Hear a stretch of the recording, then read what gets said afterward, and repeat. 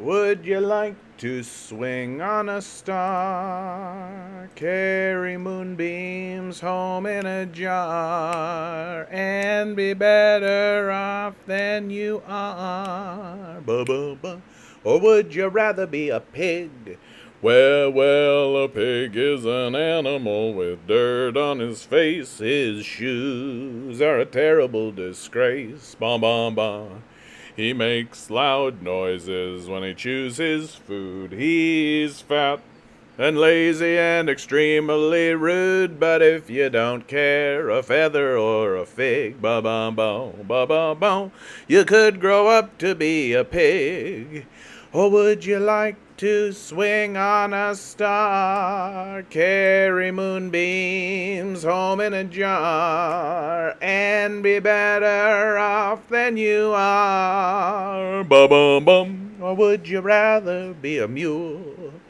Well, a mule is an animal with long, funny ears. He kicks up at everything he hears. His back is brawny, but his mind is weak.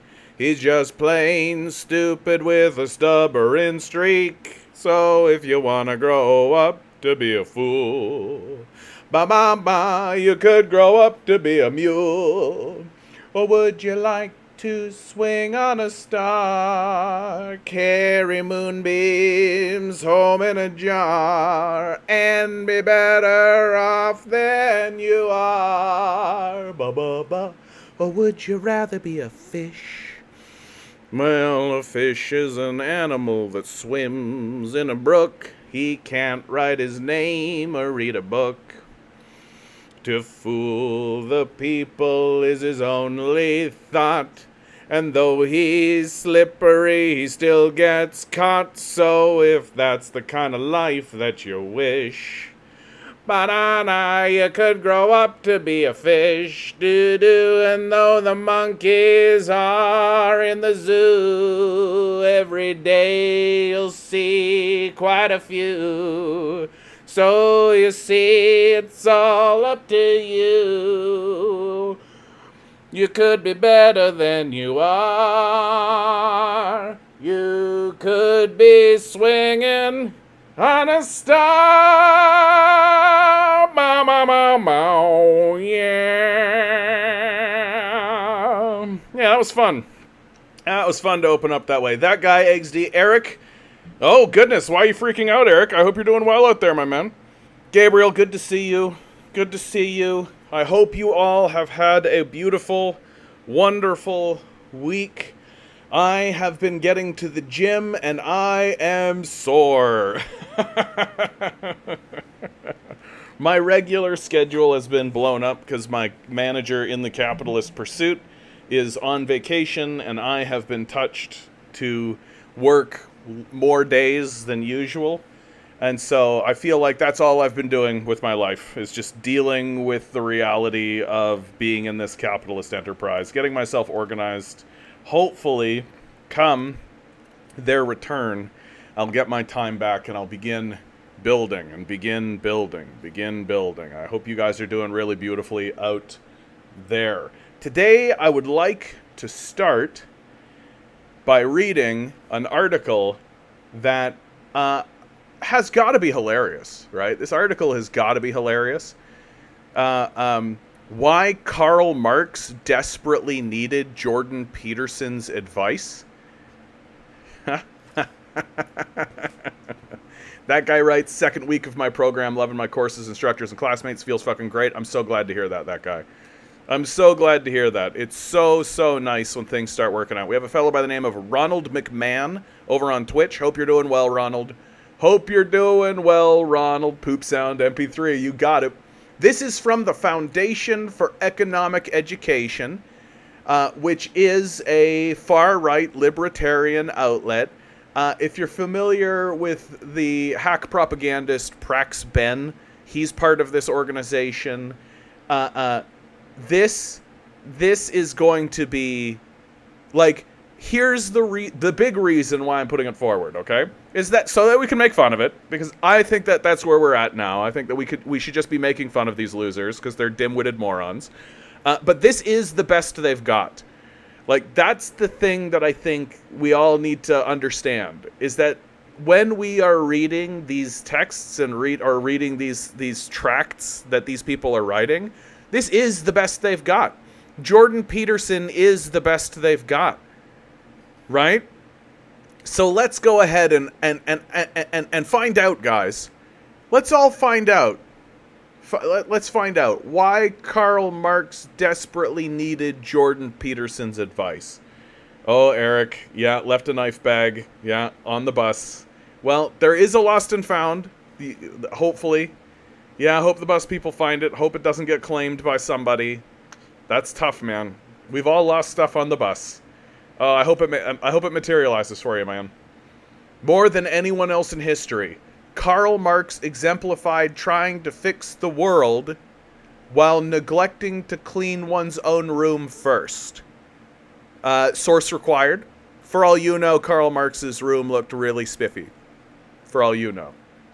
From John Miltimore. As I make my way through Paul Kengor's wonderful book, The Devil and Karl Marx, numerous things stand out about the father of communism. First of all, we're going to open up this. The Devil... Oh yeah, I'm sure that this is absolutely not just a CIA smear piece, right? The Devil and Karl Marx by Paul Kengor. Probably straight up 2 decades after the publication of the Black Book of Communism. So, yeah, the book that said the Nazis were victims of communism. Yeah, this is a serious thing that we should definitely take seriously. Definitely not a CIA spook operation. As I make my way through Paul Kengor's wonderful book, The Devil and Karl Marx, numerous things stand out about the father of communism. It's not an exaggeration to say that it's hard to imagine a more wretched human being than Karl Marx.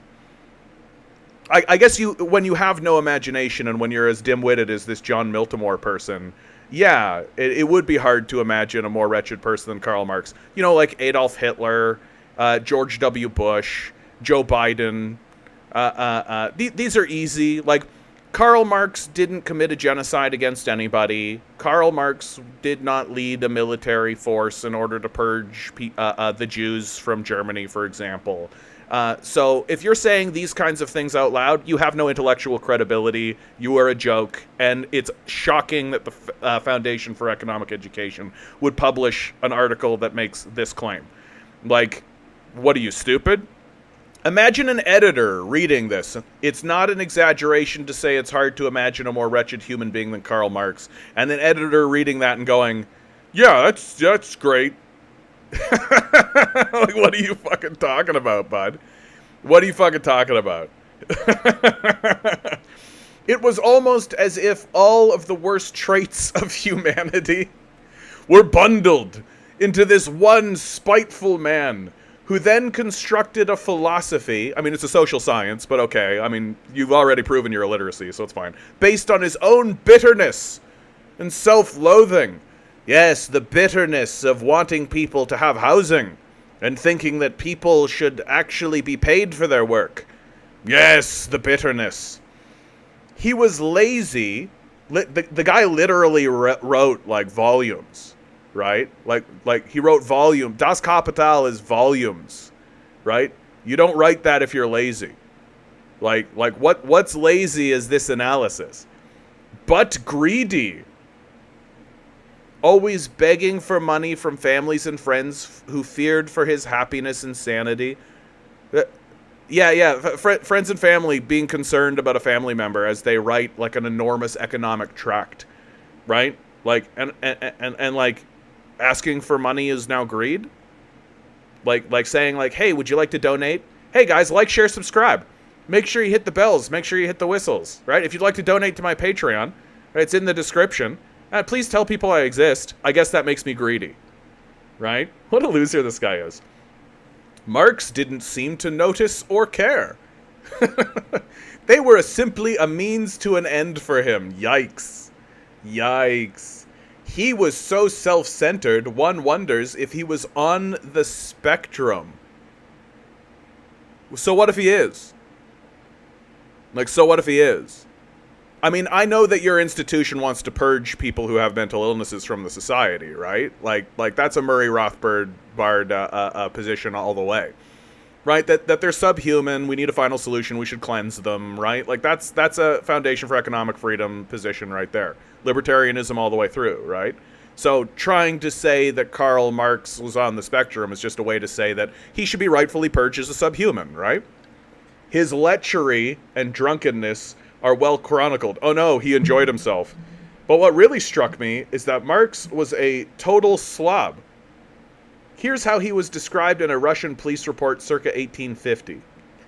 A Prussian police report. Washing, grooming, and changing his linens are things he does rarely, and he likes to get drunk.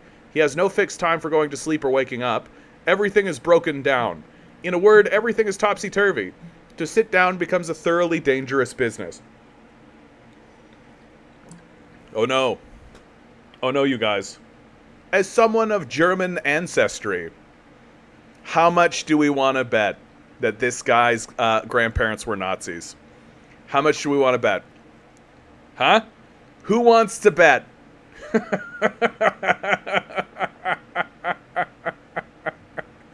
As someone of German ancestry, I can attest that this type of slovenliness is not a typical trait of Germans, then or now.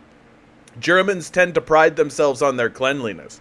Are there any other traits that Germans are well known for? Are Germans known for anything other than their cleanliness? Not Marx. And like his home, which was filthy, disordered, and disheveled, so say the cops, so was Marx's corporeal body. He stunk badly and suffered from boils head to toe, including on his genitals. The historian Paul Johnson offers a vivid description in his magnificent book, The Intellectuals, but I'll spare you that. I mean, no, you won't. You just told us. Like, oh no, let's make fun of a guy because of his physical, like, the physical things that he has to deal with, right? Sounds like he has ailments, my man, and that you're mocking him for that, right? Which makes sense, given that your grandpa was likely a Nazi. At one point, Marx joked to his partner, Friedrich Engels, that he had become the object of plagues, just like Job, though I am not as God-fearing as he was. Right, so you're making fun of a guy. First of all, you've already made fun of a guy for having a mental illness. And now you're making fun of a guy for having, like, physical ailments. You know, like Job from the Bible, you know, right? So, like, this is how pathetic these people are. You see how pathetic these people are, right? But you're seeing how pathetic this is, and how ridiculous and childish this is, right? Yes, people have ailments. Yes, people have mental illnesses. It happens, bud. It happens, right? And that all of this is not an attempt to actually grapple with his works, or the things that he said, or the things that he did, or the arguments that he made, right? This is all just a personal attack. It's all just an ad hoc attack, right? It has nothing to do with anything. It's literally just, he smelt poopy. He's got a poopy bum. This is the best they've got, you guys. This is the best they have. This childish drivel written by cowards. I bring this all up for a reason. Well, to show us how much of a loser you are? Like for real, how did this even get published? This is an embarrassment to your organization. This makes your entire organization look childish. Like, desperately childish. Marx was devising a system for living that had universal ambition. The first correct thing you've said all day. His manifesto demanded a massive change in human nature? Nope. So you've never read the text, so you don't know what you're talking about, right? Marx did not confront human nature or demand a change of human nature, right? He demanded a structure, a change to the structure of capital, a structure to the relations between people in society, right? You need to believe that that's human nature to justify your failed system of capital that no longer functions. But because you've already shown us that you're a child, the grown-ups in the room understand that you can change social systems. And how do we know that? Because we've done it a lot. We've done it plenty. Humans have changed social systems plenty of times in our society, and the arrangements and the nature. Like, the transition from the Roman Empire system of slavery to the medieval period of feudalism is a change in the social relations of society. We've done it, right? So you're just embarrassing yourself in front of all of us and discrediting your entire organization. Pretty shocking. Pretty shocking. Dude, I should just clip this and send this to these guys, because this is telling us that they're functionally illiterate and embarrassing. America deserves to collapse if they're listening to these people, which they are. His manifesto demanded a massive change in human nature in its quest to achieve the secular, righteous goal of establishing the truth of this world. One can only wonder if such lines were that Marx's father had in mind when he chided his son, who every week or two discovers a new system. What? Like, this feels like just a bunch of Nazis sat down and did just like a brain trust thing and just spat this shit out. But for all his grand words, which you didn't read and completely misunderstood, and all his grandiose visions for humankind, Marx could not even imagine his own home, his own health, his own life. Right. Sounds to me like your case is that he has a mental illness and suffers from ailments. Sounds like he's doing pretty well, considering. Right? Like if someone comes down with the flu, do you think worse of them? I mean, I know you do, obviously, but the rest of us don't, because we're grown-ups. I don't wish to minimize these tasks. Obviously you do, but that's fine. Managing one's own life is not as easy as it sounds. Unless you're Karl Marx, then it should absolutely happen, right? Like, this basically just sounds like a guy picking on, like, somebody who has Asperger's. That's essentially what I'm reading here, right? This basically just sounds like a guy who's making fun of somebody because they've got, like, hemorrhoids, right? That guy has hemorrhoids. We should ignore everything he has to say. Like, that's how childish this sounds. Sometimes it feels as if there are 1,000 hurdles in front of us that prevent us from living the life we want, and twice as many pitfalls. Right. Such as the system of capital, which was written about by Karl Marx, that you are actively just making fun of because, I mean, you're an embarrassing child, right? But jumping those hurdles and learning how to avoid the pitfalls is the path to individual growth. Right, and understanding the limitations of your society is also the path to individual growth. Understanding the structure that you live in, understanding your own personal privilege, right? Understanding that being a straight white male is not a default position, right? These are paths to individual growth as well, things that you obviously ignore. And that is the path to a better world. Yeah, right. So which is why you ignore it. 2,500 years before Marx was born, the Greek philosopher Plato offered better advice than the communist philosopher. Fix yourself first. This is gaslighting, right? That's essentially Jordan Peterson's contribution to everything, is that it's gaslighting. Like, there's no such thing as getting your life in perfect order, right? And if all you're going to do is point it at the flaws that are happening inside of an individual's life, and say, well, because you have X, Y, and Z flaw, you literally are not allowed to come into the political arena, well, that's gaslighting. Just plain and simple. Humans are flawed. Everyone has flaws, right? And all Jordan Peterson is demanding is a purity cult be erected around him, and that's basically what this guy is saying. Oh, Karl Marx had hemorrhoids. Therefore, his life's work is irrelevant. Embarrassing. An embarrassing, childish thing to say and be published in an institution that's discredited for having said it. Jordan Peterson has expounded on this idea more recently, advising that if someone wants to improve his own life in the world, he should start by cleaning his room. If you can't even clean up your own room, who the hell are you to give advice to the world? Peterson asks. It's advice Karl Marx would have benefited from, but I don't think he would have been capable of heeding it.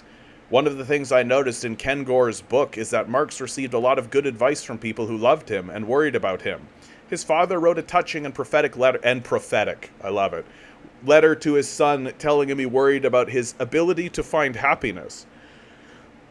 I mean, I'm sure that Moses struggled with happiness, right? I'm sure that, like, people who we think of who have high stature and who fought along social. I'm sure Martin Luther King struggled with happiness, right? Will you ever, and that is not the least painful doubt of my heart, be capable of truly human domestic happiness? Henrik Marx asked his son. Karl Marx's response was to ask his father for more money. Great. So? This is embarrassing, dude. This is the best they've got. Like, this is the best that they have. I cleaned up my room and then got a raise. Praise be to Jordan Peterson. Yeah. Like, it's a total fucking joke. Right? Like, even if we believe the quotes that this guy's put forward, it's like a snapshot of Karl Marx. Literally, take snapshots of a person at the worst points of their life, like the worst possible snapshots, which if we wanted to do to Jordan Peterson, we could, by the way. There's plenty of evidence. Like, we literally have pictures of the guy sitting in his own room doing a live stream like I'm doing now, surrounded by trash, right? So, like, it's just so wild to watch these absolutely detached losers come together and be losers together. And these are the people who actually are gaining institutional power in America. And so the end point of all of this, because they're illiterate morons who don't understand the first thing of what they're talking about, is that they're going to collapse the society, right? If all you're ever going to do is turn to somebody and say, clean up your room and don't participate in society, well, then you don't have a society and your whole thing is going to come apart, which guess what? That's what's happening. America's on a severe decline, right? When you actually use Marxism to analyze the society, that's what you see, right? And so this is just a fail son saying garbage into the ether, and we're all supposed to take it seriously, and this is the best America can do. So America's going to collapse pretty clearly, pretty obviously. Yeah, Jordan Peterson, a drug addict who was found passed out in a motel room. That's someone who really has his life together. Yeah, like, final point before I move on from this. It's shocking to me. It's not shocking to me that some dim-witted loser wrote this. What's shocking to me is that the Foundation for Economic Education published it. It's so embarrassing. Cringy and just like so obviously something a loser wrote who doesn't know the first thing about Karl Marx. Literally, he read a book written by a CIA spook that said the Nazis were victims of communism, and went, "That's the truth!" and then wrote this article. It's just embarrassing. Like, I would tell you to do better, but I don't think it's your intention to do better. So, good luck out there, losers. All right, moving on. Oh my God. Good primer. So let's get... Yep. Is he just going to insult Marx's character and not address his theory? Exactly, Compton. Just embarrassing. Just embarrassing. So, moving to Canadian news. Very quickly. Canadian news. I am the Canadian commie. Resist says, it's not his fault the room was untidy. He was a victim of unscrupulous benzo peddlers. The psychiatrist that he would, a clinical psychologist, know about such things. Yeah, exactly. Your questions answered about the proposed capital gains tax changes. So this is the new thing that's happening in Canada. Justin Trudeau and the Liberals are raising capital gains taxes and taxes generally on the rich, on the quote-unquote 1% of the society. So, just to say it plainly, this is basically what the Liberals do. It's just that things have gotten so bad that it's no longer going to work, right? What he's done, for all the wailing and moaning and complaining that's coming out of the conservative press, out of the capitalist press, it's basically, he says... if you make any money on capital gains over $250,000, we're going to tax it at a higher rate. That's it. That's it. That's all. Right? So if you sell an asset and make $250,000 on the sale of that asset, then every dollar past that is going to be taxed at 2/3. Right? The capital gains tax is currently at 50%. So if you make $100,000, you get $50,000. But if you make $300,000, then the first 250 of it is taxed at 50%, and then the remainder is taxed at 2/3. It's literally going to affect like 0.0%, 1% of the population. And of course, so that makes it a major issue in Canada. And but it's also just like small scale piecemeal reformism, right? It's not actually going to prevent anything from happening. People are still going to act the way that they're currently acting. They're not going to not act the way they're acting.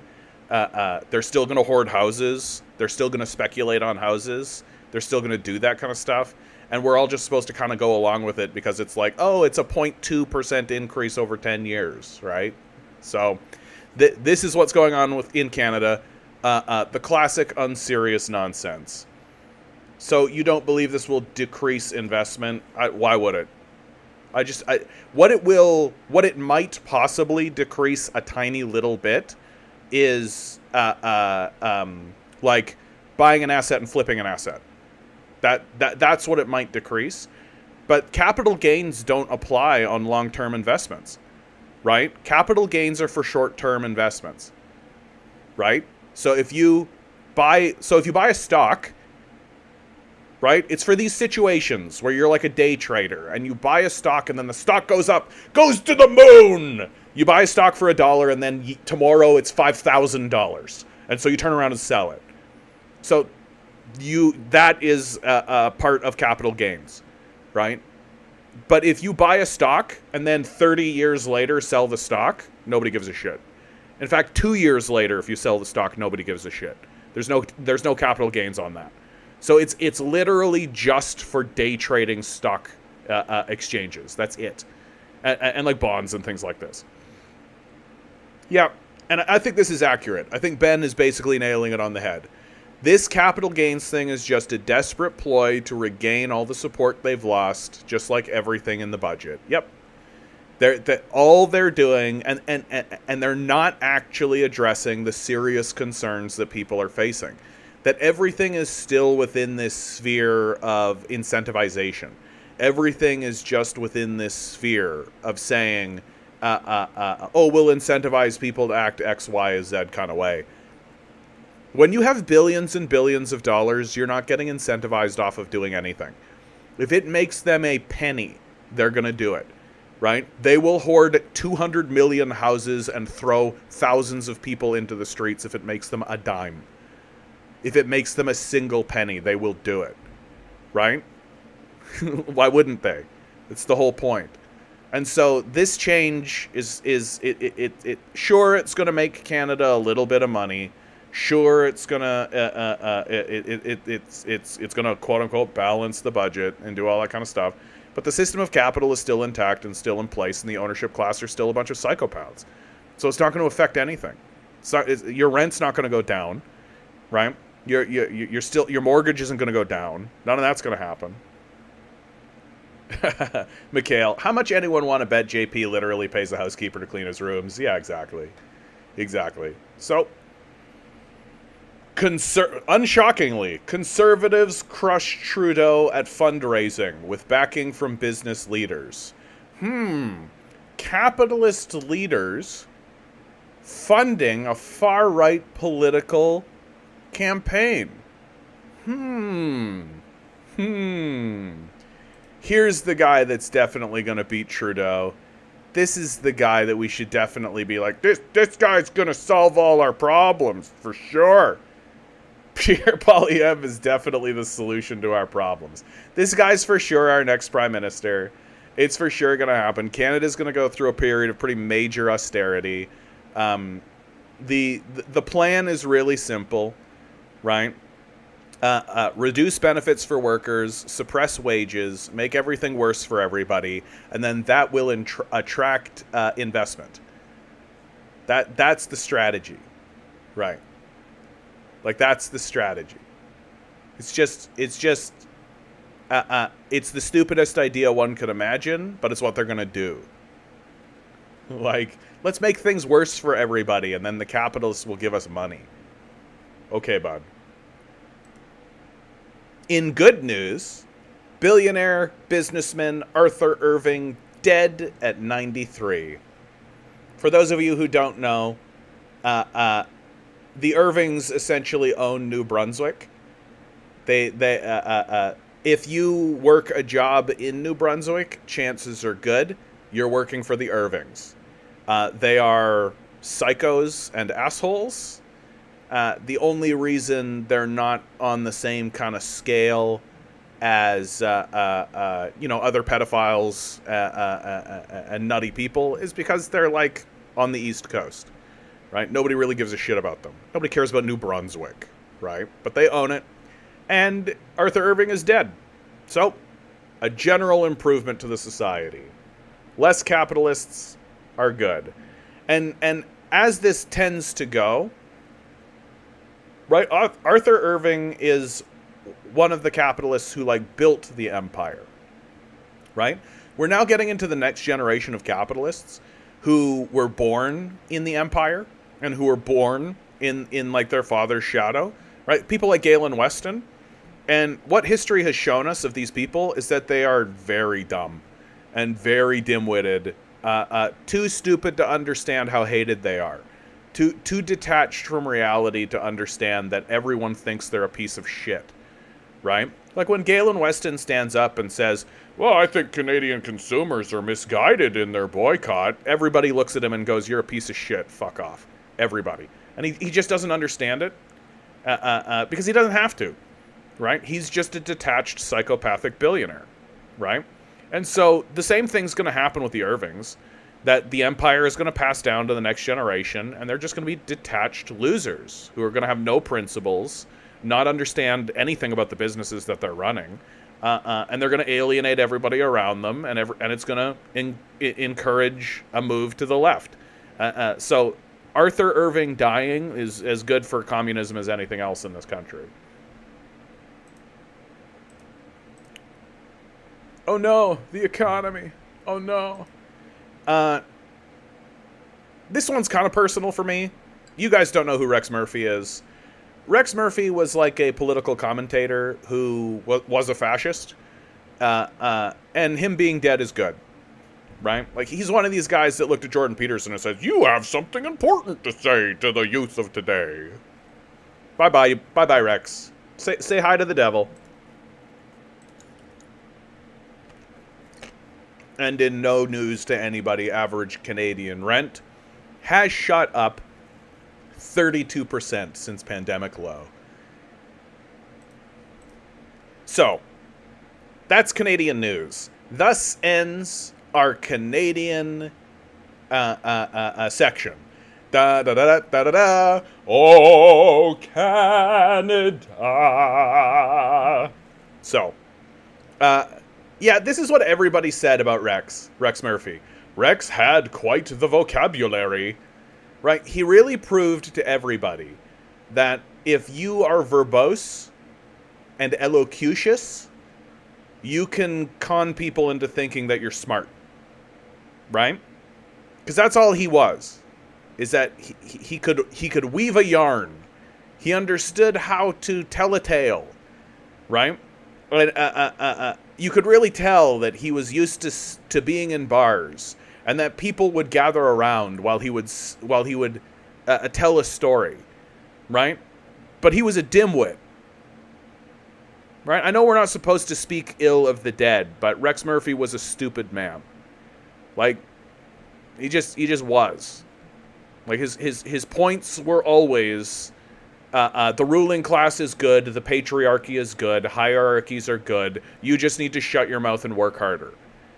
Right? As a spoiled, rich brat of a wealthy family in Ontario. We're better off not listening to his verbose vocabulary any longer. So what are you looking at here? Let's turn our attention to international politics. Did you guys know that there's a bunch of crazy shit going on in the world? We've all been having fun up until this moment, but did you guys realize, do you guys remember all the crazy nonsense that's actually happening in the world? Well, I, for one, sat down today and started looking through what it was I wanted to talk about today, and I recognized and realized Wait a minute. What the hell is going on in Ukraine? What the hell is actually going on in Ukraine? Like, you guys remember that there's a war on, right? I know that the American system is trying as hard as it can to make us all forget about this war that they're losing. But maybe we should talk about it, right? Pan, how you doing, bud? Good to see you. I don't know if I said hello to you, Nova Scotia, Ben, Mikhail, all you guys, Matthias. Good to see each and every one of you guys. I'm so glad that you're here. We got Mediker over on Twitch. Good to see you too. Hey, happy streams. Thank you, sir. I appreciate it. No, we are in the midst of a Russian offensive, for sure. So what you're looking at here, okay? The red that you're looking at here are Russian advances according to Live UA Map. That's the Ukrainian source. Okay, so according to the Ukrainians, this is what the war looks like. The red is what they call Russian advances, right? So they're willing to cede that this territory here is where the Russians are, right? That's what the Ukrainians are saying. This is Ukrainian news. Transylvanian, an absolute pleasure. It's such a blessing to me that each and every one of you are here, I gotta tell you. So, this is what the Ukrainians think. Move over here. Here is what the Americans are saying. Okay?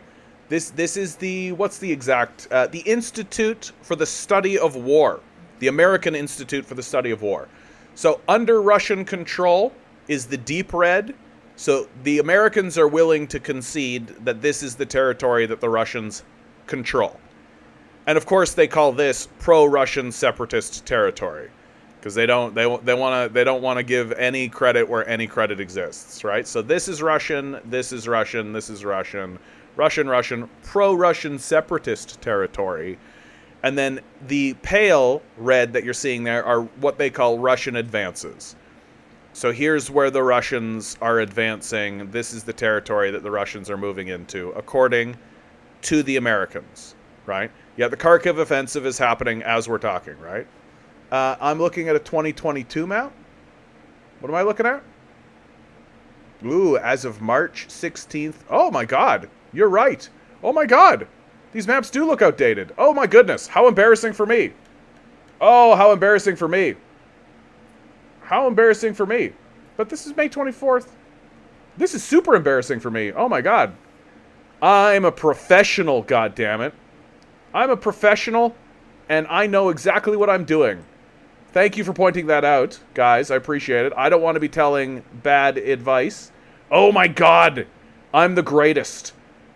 I'm so glad that you guys are here at the Canadian Commie in order to get the hard facts about what's going on in the world today.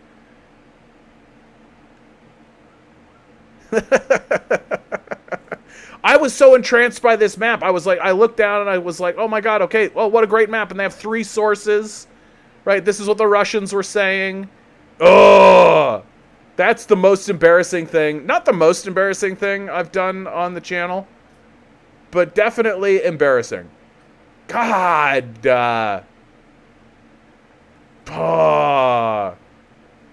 How up to date is the map? How dare you guys? You pulled a fast one on me. Okay. Well, where's the... You know what? I'm just going to call it. Yeah, thank you. Thank you over on Twitch. Right, thank you over on Twitch. No, you're right. You guys got me. Bazinga. Embarrassing. Embarrassing. I've embarrassed myself in public and I can't take it back. Well, so retracted. Damn, why would they put a map from 2022? No, you're right. It says it right there. Why would they put a map from 2022? That's really frustrating, actually. Because the whole article is about, yes, the map constantly being adapted, expanded. And here is just suddenly it's 2022. How frustrating. How frustrating and annoying. Ugh. Okay. Hold on. I'm going to go all the way back. We're going to click, click, click, click, click, click, click, click, click.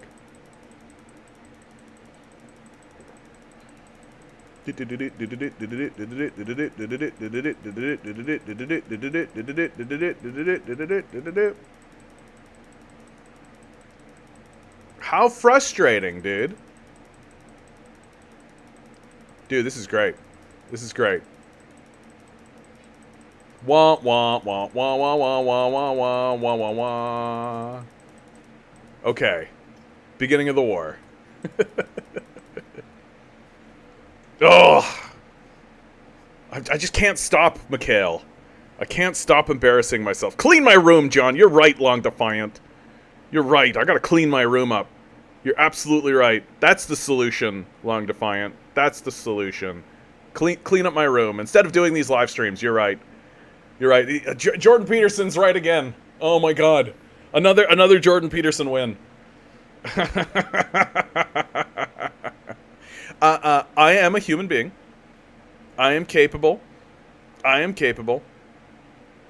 So, Medicare asks the question, right? I heard that Ukraine is losing, but don't know exactly. Yeah, of course it's losing. Like, of course it's losing. It can't not. It can't not lose. The reason why... Yeah, so this is the map that we were just looking at down there. How frustrating. How frustrating. So this was the initial advancement, and then the redeployment. So here's the territory. And it basically has stayed this way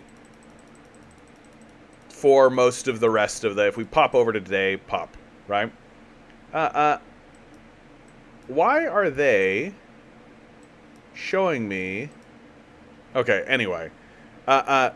Look, my analysis and the analysis that I think is correct of what's going on with the Ukraine war. So, the Russians are just about to move on to Kharkov. But here's the hard truth, okay? It doesn't matter how much money we send to Ukraine. It doesn't matter how many weapons we send to Ukraine. It doesn't matter how many armor we send to Ukraine. It doesn't matter. Ukraine has a limited population, and that limited population is already exhausted. They don't have the manpower. They don't have people. They can't continue fighting the war. Especially as the Russians are showing time and time again that they are willing to mobilize more men. They're willing to get more troops in there. They're willing to pull troops out and then put new troops in. So the troops that are in Ukraine and are fighting in Ukraine are fighting a long, grueling war for which there is no reprieve. The Russian side is go to the front line, fight for a little while, and then be pulled back for leave while other people come in to replace you, right? So the Russians are able to cycle through, right, and ensure that their troops are not exhausted and destroyed. The Ukrainians do not have that luxury, right? And unless troops, unless manpower goes into Ukraine, there is literally no way that Ukraine can win this war. It is physically impossible. It's physically impossible for Ukraine to win the war. And Russia is essentially doing a steady advance, would be how I would describe it. That they essentially are just laying waste to what is in front of them with artillery fire. And when the path is cleared, they steadily move forward. Like, they're fighting a war of attrition, and they know they're fighting a war of attrition. They have air supremacy, right? So the Ukrainians can't just roll a bunch of tanks in, right? Because the Russians have air supremacy. So the Russians can just bomb it, and they do, and they have. That the strategy, the only thing that the Ukrainians can do, right, is occupy urban centers. Urban warfare is very grueling and very difficult. It's very, very hard to fight urban wars. I mean, we've known that all the way back to Stalingrad. Like, we've known that for decades and decades now. Fighting urban wars are extremely slow, extremely grueling, extremely difficult.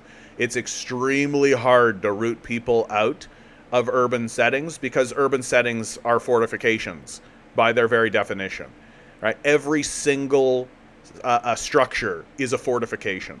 Every single structure is a fortification.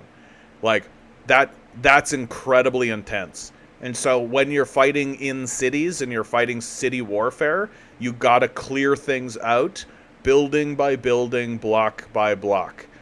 Right? You got to just slow and steady wins this race. Slow and steady wins this race. And that's essentially how the Russians are playing it.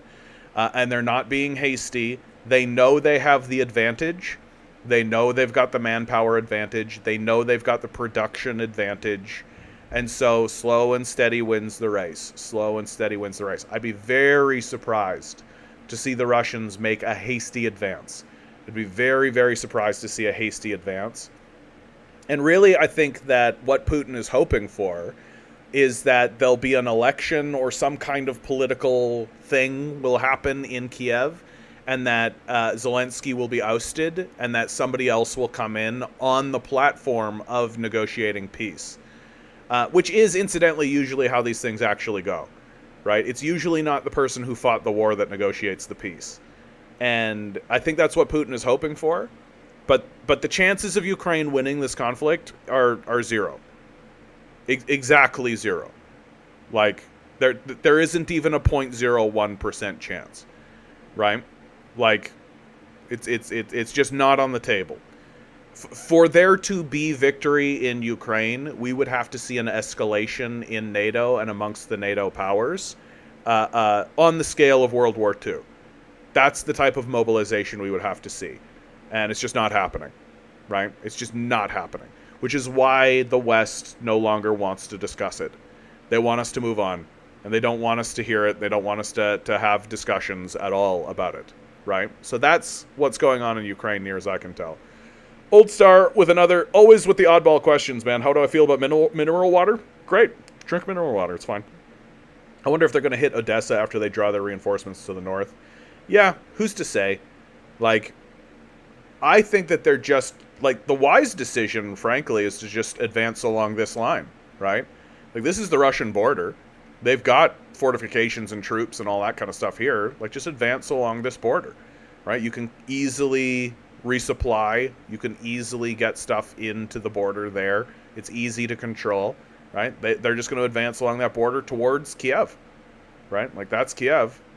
Right? They're going to advance.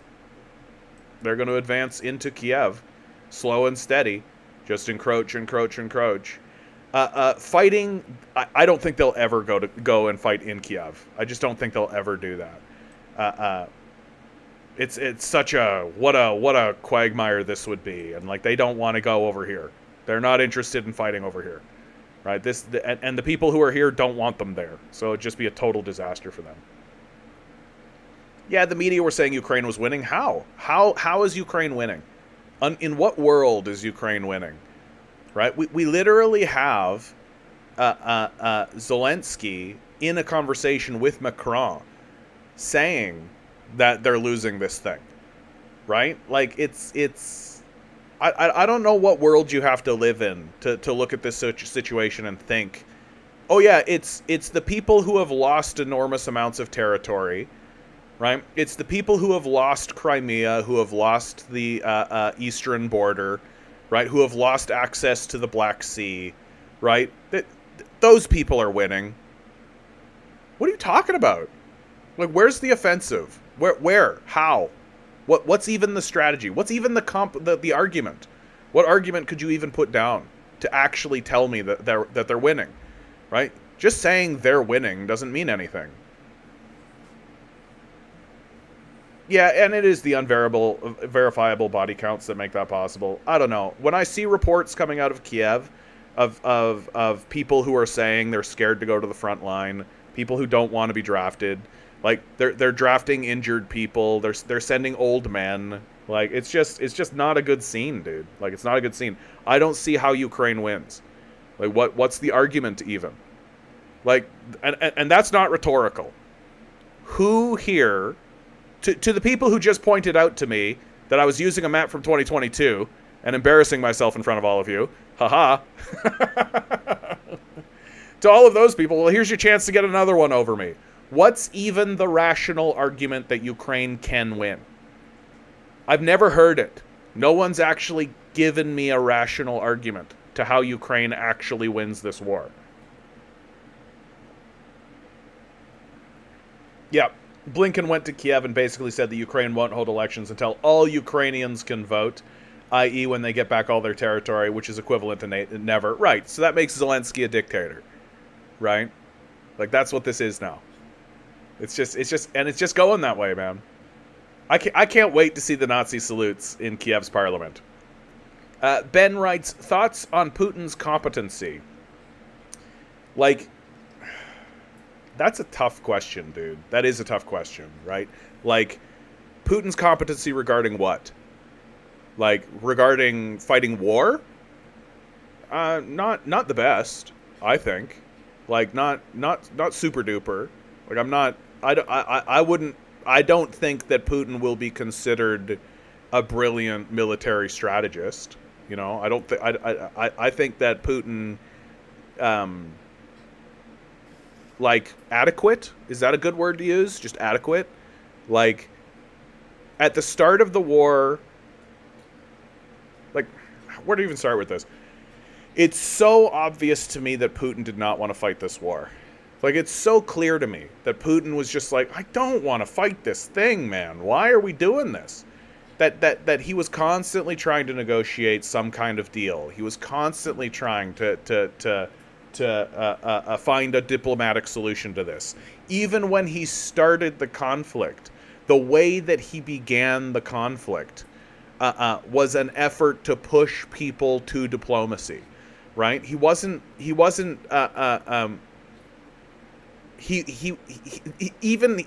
even called it a special operation, right? Like, he's so just constantly putting his toe into the pool. Like, he doesn't want to cannonball in. He doesn't want to dive in. He never did, right? He just is constantly, like, being drawn to this. And their strategy, their slow moving strategy, right, I think is a good idea, but it's hardly the idea of a brilliant strategic mind, right? Like, it's hardly the idea of a guy who's like, we'll do this, and then they'll do this, and then we'll do this. Hiya, hiya, hiya, right? Like, none of that. Like, I just think I'm looking at a guy who's like, God damn it, man, I just wanted us to be part of NATO, and this is happening. Why?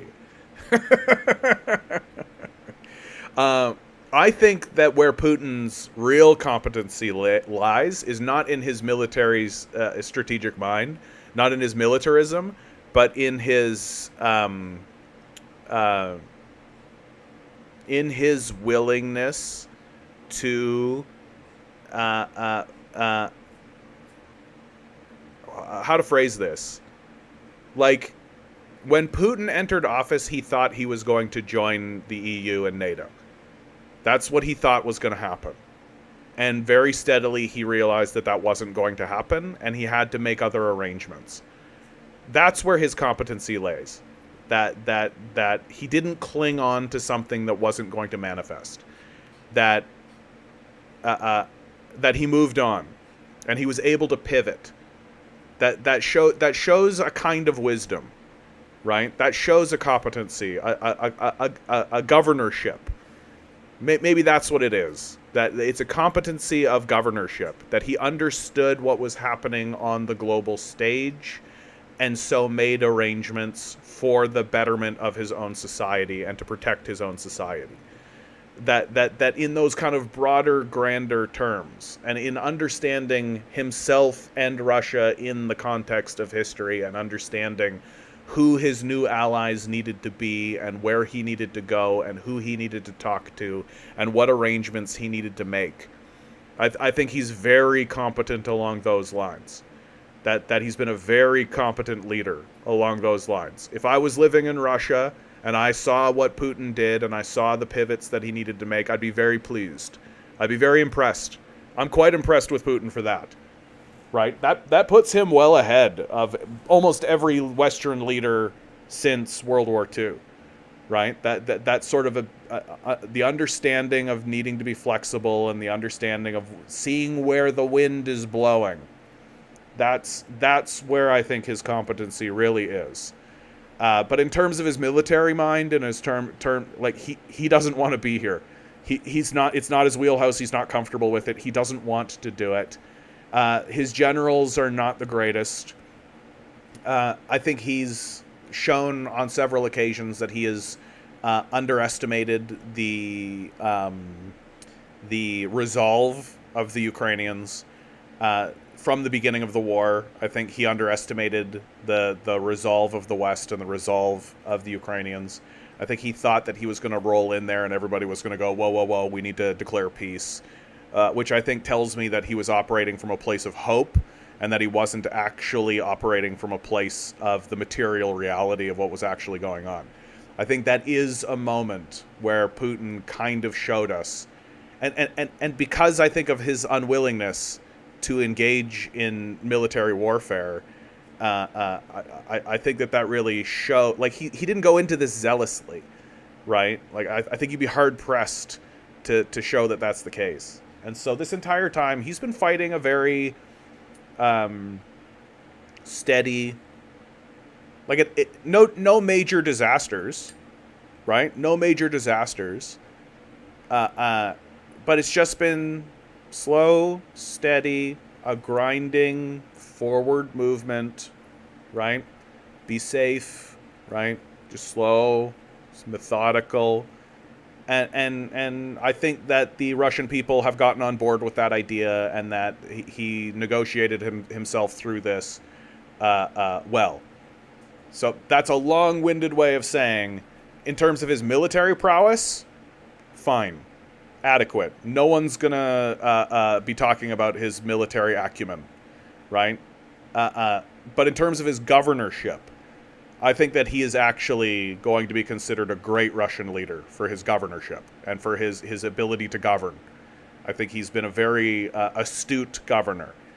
And that's what people are going to think of when they think of Putin in the future.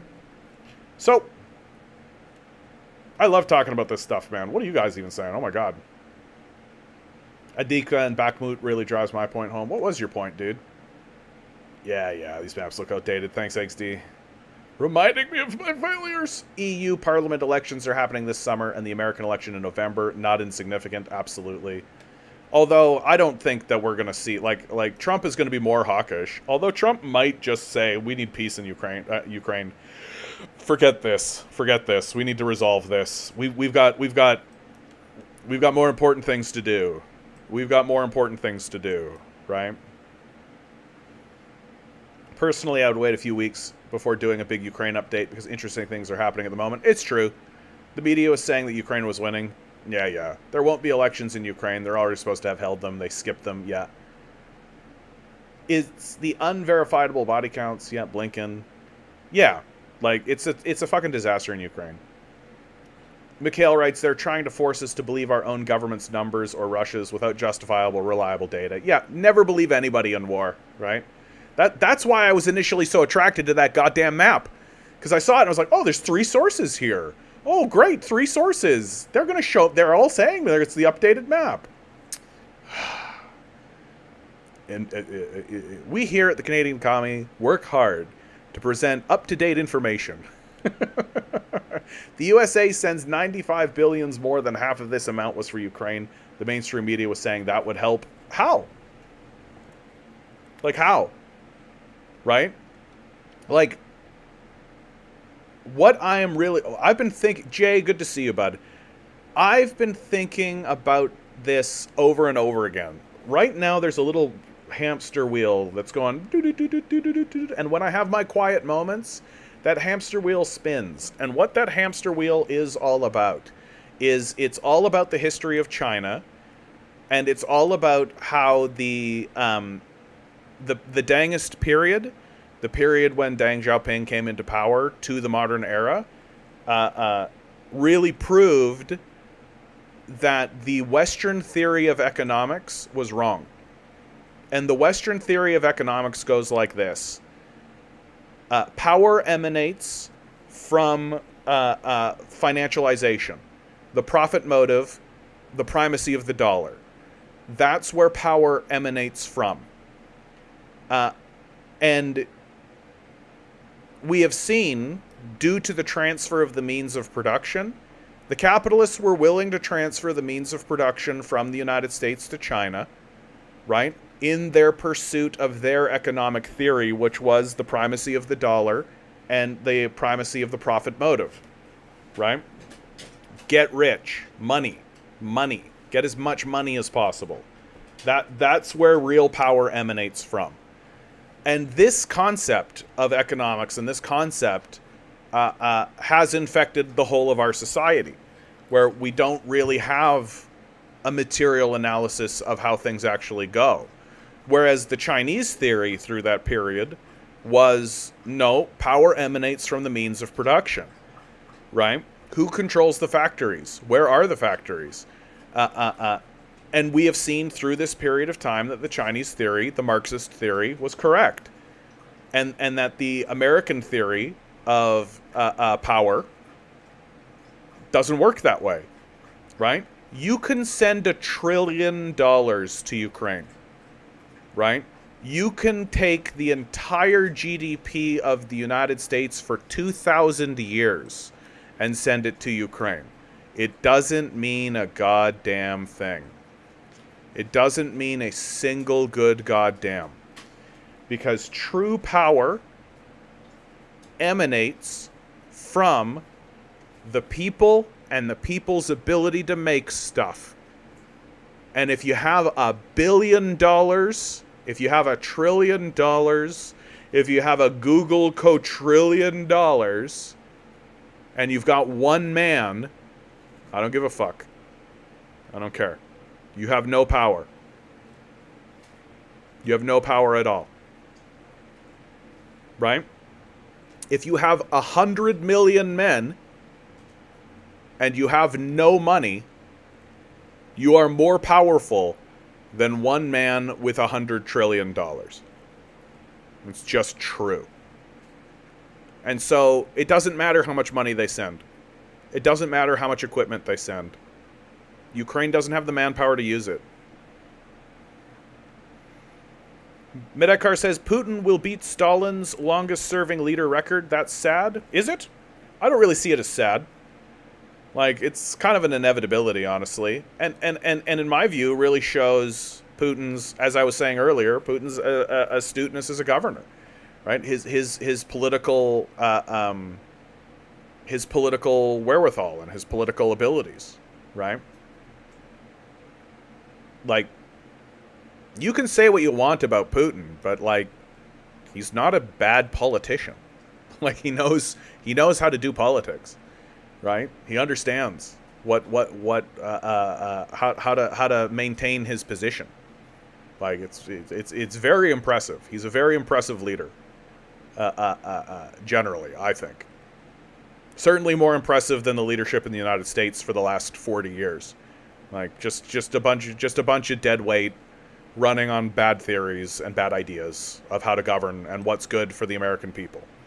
Who they don't actually care about. They don't actually care. Like, to me, that's the major difference, right? There hasn't been a single leader in America since World War II that's actually given a shit about the American people. Whereas I do think that Putin cares about his own people. I think that he's deeply invested in his own legacy and how his own people view him, right? I think that's really true. Like, sure, he wants to be rich, obviously, right? But he hasn't gotten into that place where he's detached himself from what's going on with the people in Russia. Yeah, it's a race to the bottom in the West, a complete decline, of course. It's the game of Monopoly, right? The theory of financialization of the economy, well, it's a game of Monopoly, and it's just going to go... And everybody else is just going to be impoverished. Everybody else is going to be at zero.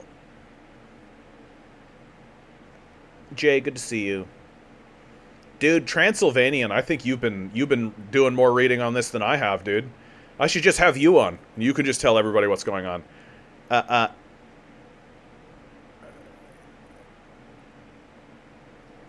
let I think that Transylvanian's onto something here, and I think that you're articulating something really, really cogently that I think is worth saying. Putin isn't the one making most of the decisions about how the war is waged, so his competency in that regard is fairly irrelevant. And in general, his importance is overrated in the West. Russia, to a larger extent than most Western countries is run by a collective body of the most powerful figures in the state apparatus. It's called the Security Council, and Putin chairs it, but very many decisions are taken by committee. This is similar in form, though not in content, to the former Central Committee of the CPSU. The problem is most people in the West don't understand Russia at all. Yeah, I think that's very true. We're kept ignorant because if we understood how the Russian government work, it would clash with the autocrat narrative. Yeah, exactly.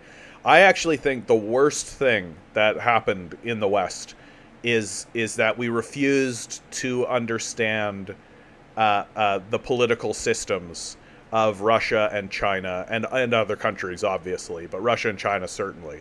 Like, not understanding the structure of the National People's Congress, not understanding the structure of Russia's government. Like, all we do is look at them and say they're dictators. It's embarrassing. Like, and that's kind of where we're at as a society. We're just constantly embarrassing ourselves. Hamden over on Twitch. Good to see you, my friend. Good to see you. Like, and we just seem not able to stop embarrassing ourselves, right? We're just constantly in this state of embarrassing ourselves. Mikhail writes, I'm thinking lately that the labor theory of value is good, but it's more an approximate truth. More value is created through labor, but not all forms of value are created through labor. I mean, an object does have an intrinsic value, like a use value in and of itself, and then there's a trade value as well. Like, that the reason why the labor theory of value is useful and a good thing to discuss, especially within Marxism, is because it didn't get discussed elsewhere, right? Like, this is one of the things I've really noticed about Westerners generally, is that because they refuse to read Marx, they're pretty much illiterate. Like, they don't really know. Like, I got to circle back around to what happened, the relationship between China and the United States post the end of the Vietnam War. Like, after the Vietnam War ends with a peace deal, and the negotiation is that, okay, we're going to stop the war, but you're going to work for us, right? That's the deal that is struck up between China and the United States. And then private capital flows into China in order to facilitate that. Well, the Americans transfer the means of production into China. Like, that's incredible. I cannot begin to tell you how incredible that is. That's literally, quite literally, selling the goose that laid the golden egg, right? That's taking the centerpiece of your society, the power of your society. That's Sauron giving away the One Ring.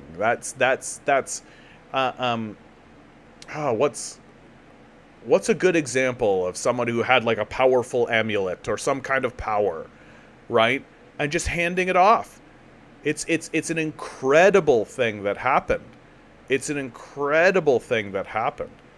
And it shows you very clearly that the United States and the Western world generally didn't understand economics, and still doesn't really understand economics, because their willingness to give away the means of production, with like literally nobody saying you shouldn't. It's just incredible to see that happened, right? And like it's a big reason why I don't think that people will say like, well, China has a certain amount of capitalism, therefore they're capitalist. I'm like, well, first of all, the capitalist systems that are in China are a capitulation post the Vietnam War in order to end the war on China's border, right? But second of all, if China is actually capitalist, then we should see them do the same thing, right? That their bourgeoisie is going to take the means of production and they're going to transfer them over to Africa, for example, or they're going to transfer them over to Tunisia or something, or over here, right?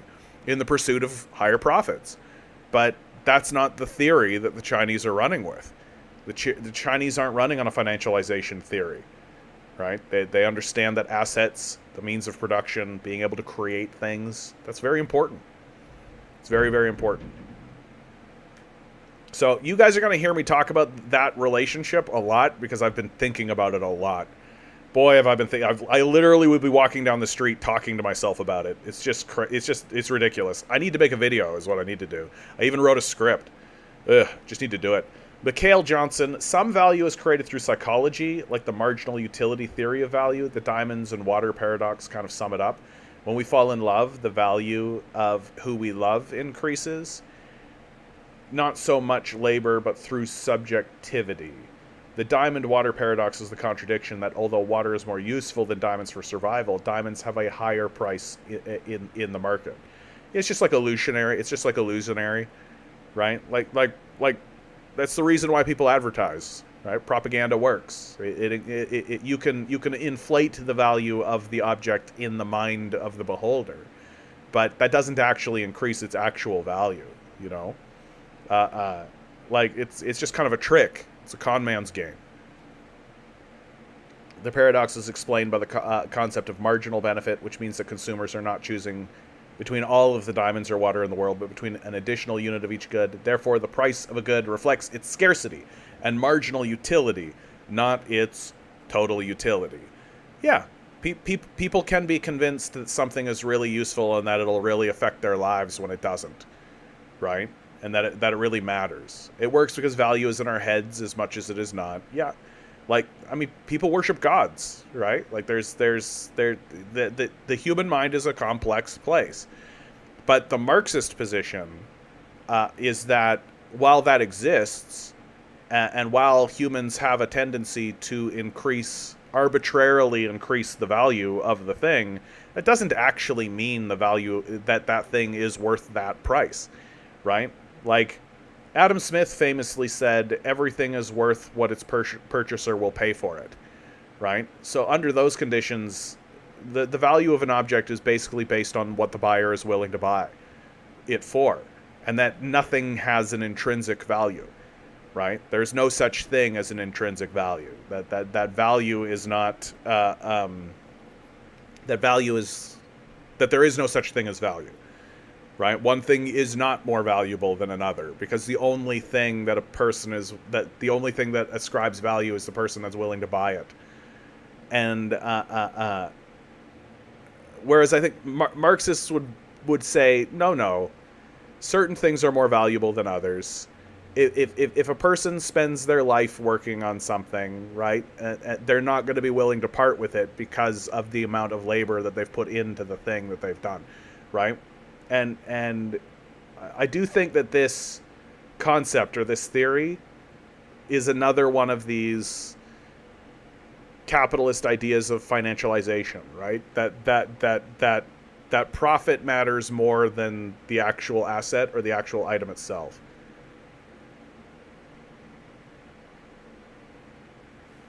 No.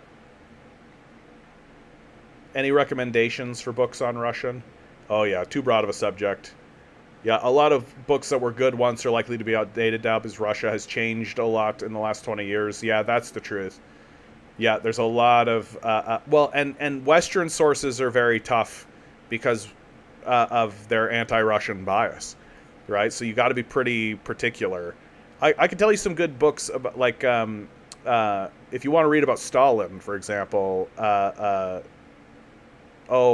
Legacy of a Dark Figure, The Legacy of a Dark Horse, what is that? Oh, no. I'm completely blanking on that book.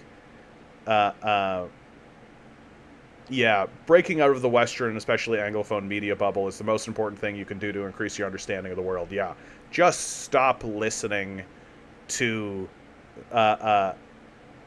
if you just turn off Fox, CNN, all these places, if you just turn them off, you're already better off, right? That's the first step. Just shut it off. Don't listen to it. You're already better if you don't pay any attention. And the only reason you should pay attention to them is to see what the liars have to say, right?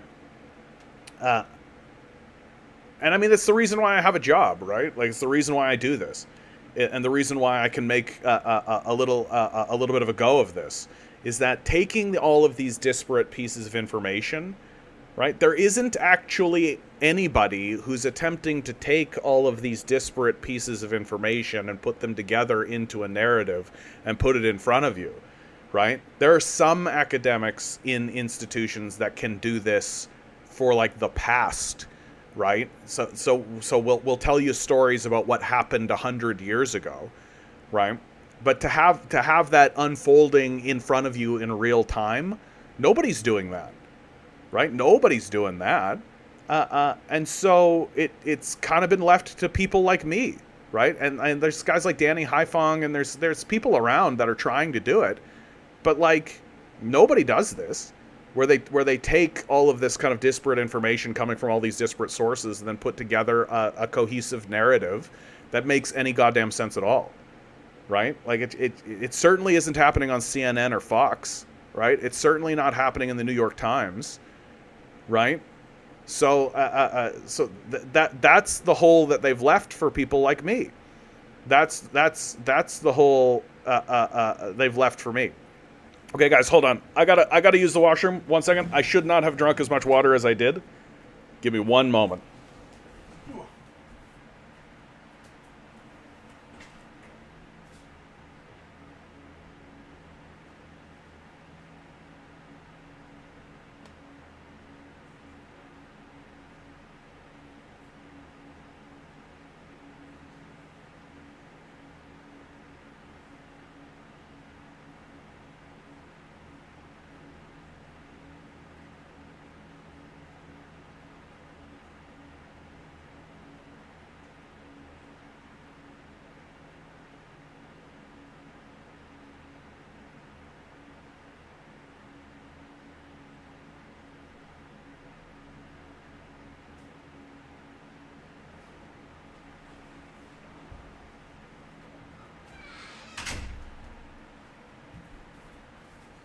Yeah, and I think XD is bringing up something really interesting, right?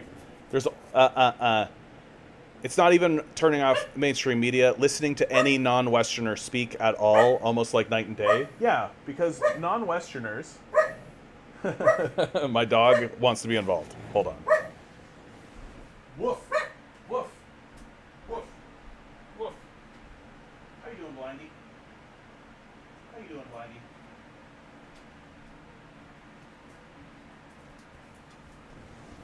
Poor Milo, he's gotten blind, and so all he sees is a moving shape. And he's like, a moving shape? What's that moving shape? And so I go up to him and I like let him sniff me, and then he's like, oh, it's you. Listening to any non-Westerner speak at all is almost like night and day. Yeah, it's because non-Westerners,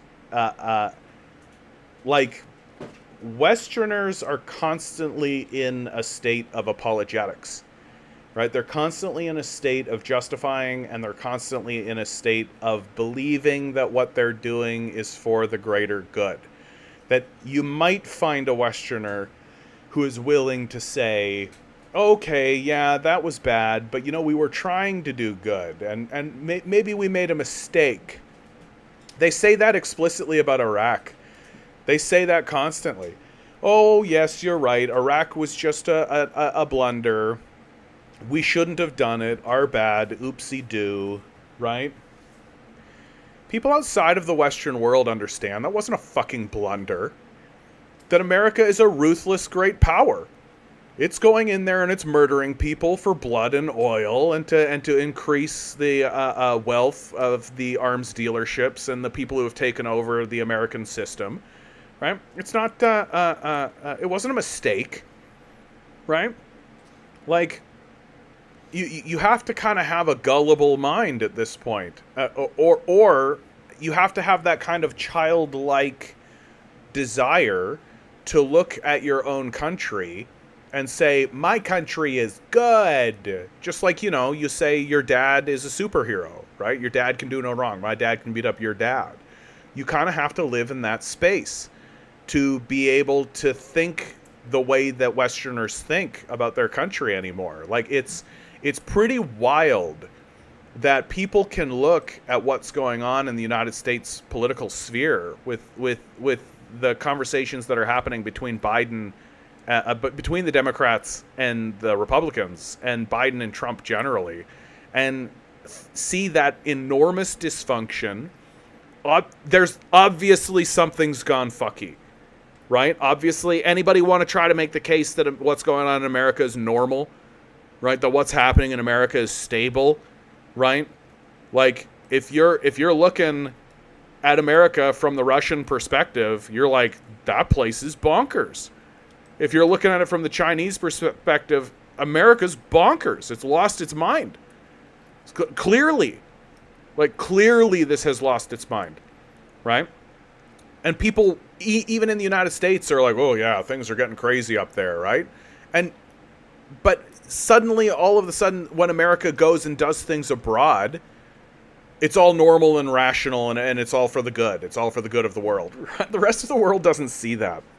The rest of the world is not looking at America and being like, what a rational, normal, oh, sure, they invaded a country. It's for the best. No, they're not. They're not talking that way about America, right? They're talking about America as if it's a declining great power. That America is in a state of complete and total decline.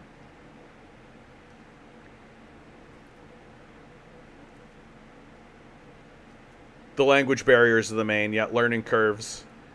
Fortunately, the language barrier is diminished to a very large degree by modern technology. You can translate pretty much every web page directly, yeah. Anyone else notice how unacceptably amateur the performance of translators can be for no good reason? 2 decades. Well, how many times have I heard this story where it's like somebody came in pretending to be a translator and they weren't a translator? I've heard that several times. It's like the weirdest possible thing. How did that actually happen? The 2 decades ago, I could never been regularly reading Chinese or Russian or Arabic news. That's absolutely true. Automatic translators are not perfect, but they are sufficient to get the gist of things, if not the nuance. Sad dad had a bad day. Sad dad had a bad day, yeah. Do you think certain states will begin secession? I mean, that's an inevitability. I can't give you a timeline, Ben. I can't say to you the United States will secede and it will happen May 14th, 2043. Like, that's not how that's going to work, right? But it is a total inevitability that it will begin to happen. And there's a reason why. Which ones do I think it'll be first? If I'm a betting man, right? Put money in my hand. Like, John, you have to bet $100 or I'll shoot you in the face. Texas. It's got the spirit. Governor Abbott is already standing up against the federal government. Already. Taking military action for the protection of Texas's border, saying that he released a statement, and the opening line of the statement was something like, the pact between the state of Texas and the federal government has been broken. It's a very aggressive statement. And it's all about border security, and it's all about the security of Texas. If you ask me, that's part of it. And the history of Texas, and right, don't mess with Texas, right? Like, Texas sort of views itself as America. I saw this one content creator who said that she had recently moved to Dallas, and she's an East Indian woman, and somebody asked her, oh, where are you from? And she said, well, I'm from California. And the Texan looked at her and said, well, welcome to America. And I think that's basically it. That, like, Texans and Texas views itself as America, and everything else is not America. It's just this thing outside of America. All of the, like, guns and cowboy hats and yeehaw and shooting the thing, it all comes out of Texas, man. Like, that's Texas. And so they've got that culture. They think they are America in the first place. And the big thing, though, from the economic position, right, that convinces me, is that because Texas has basically taken a don't tax the billionaire position, no taxes on billionaires, no taxes on wealth at all, right?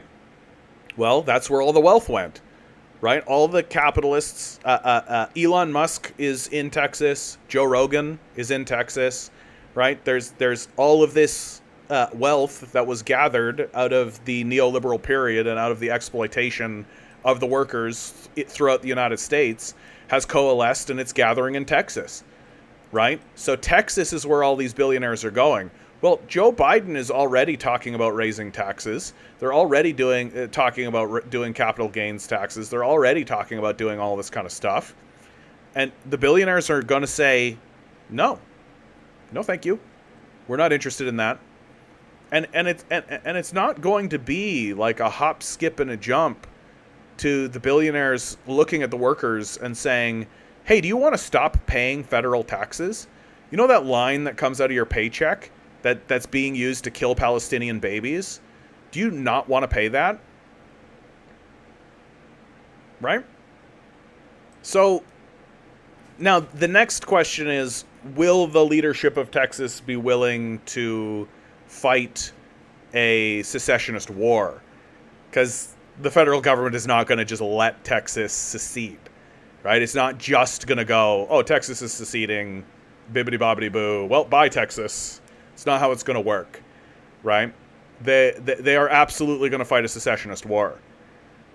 The trouble is that the American military is getting weaker by the day.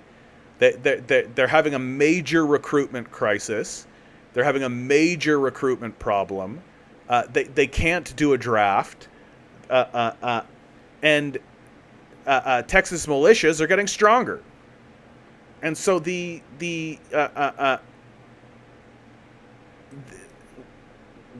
when the United States falls into its next crisis, its next economic crisis, which is going to be horrible. It's going to be horrible. It's going to be horrible for America and for the Western world generally. This next economic collapse that's coming is going to be the collapse that kind of recalibrates the United States on the world stage, right? And during this period of time, like, the United States is going to go to war with China over Taiwan. They're going to do it because they don't know what else to do. They don't have ideas. They've got a military. They're going to use their military. They don't really understand how economics works. They don't really understand, like, it's just going to be a bunch of losers in the White House and in the Congress, a bunch of yeehaw cowboys, and people literally saying things like Jesus Christ is coming back, right? The rapture is upon us. Like this kind of crazy nonsense shit. And if they launch any kind of military conflict against China, it's going to collapse their economy, right? Like, all of our stuff comes from China.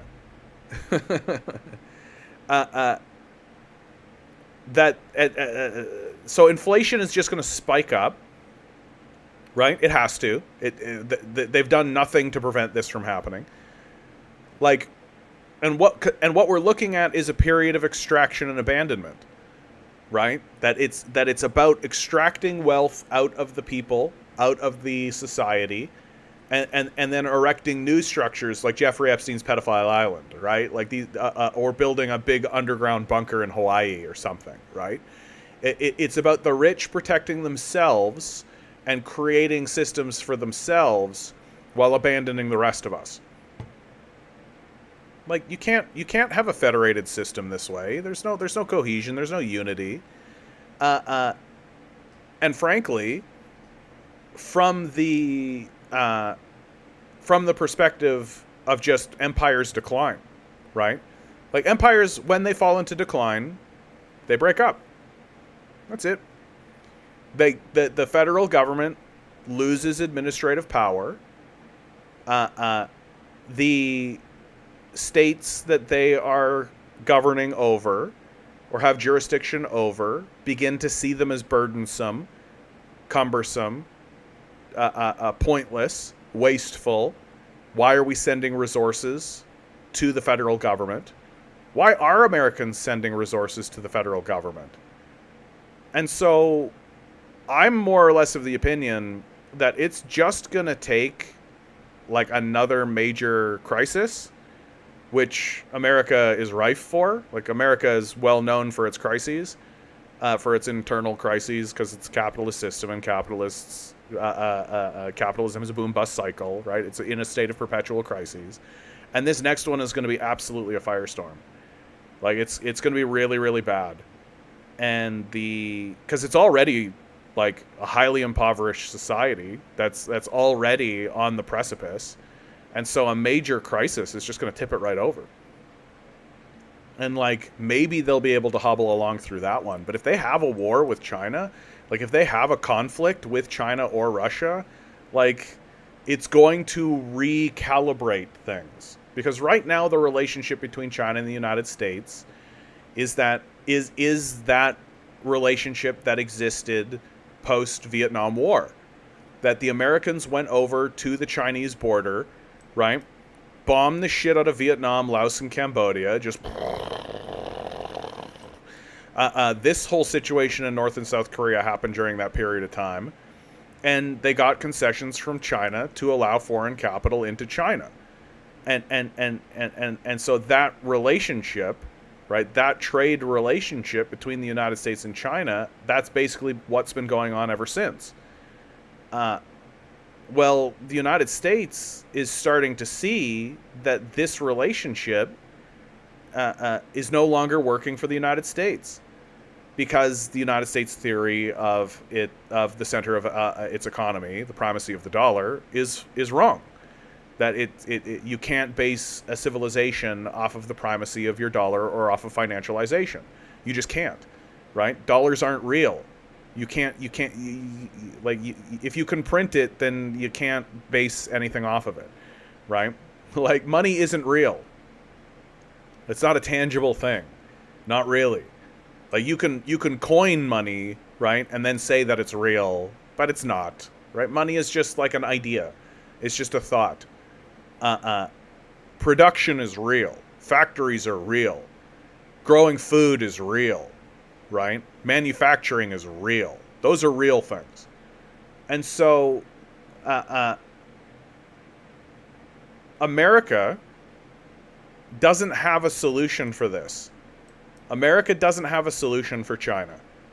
China is rising, and it's rising at an extremely rapid rate. And it has absolutely no signs of slowing. Absolutely no signs of slowing. That the signs that Western capitalists point at for China's society slowing down in terms of economic growth are literally the capitalist aspects or the capitalist businesses that exist within China going through capitalist crisis.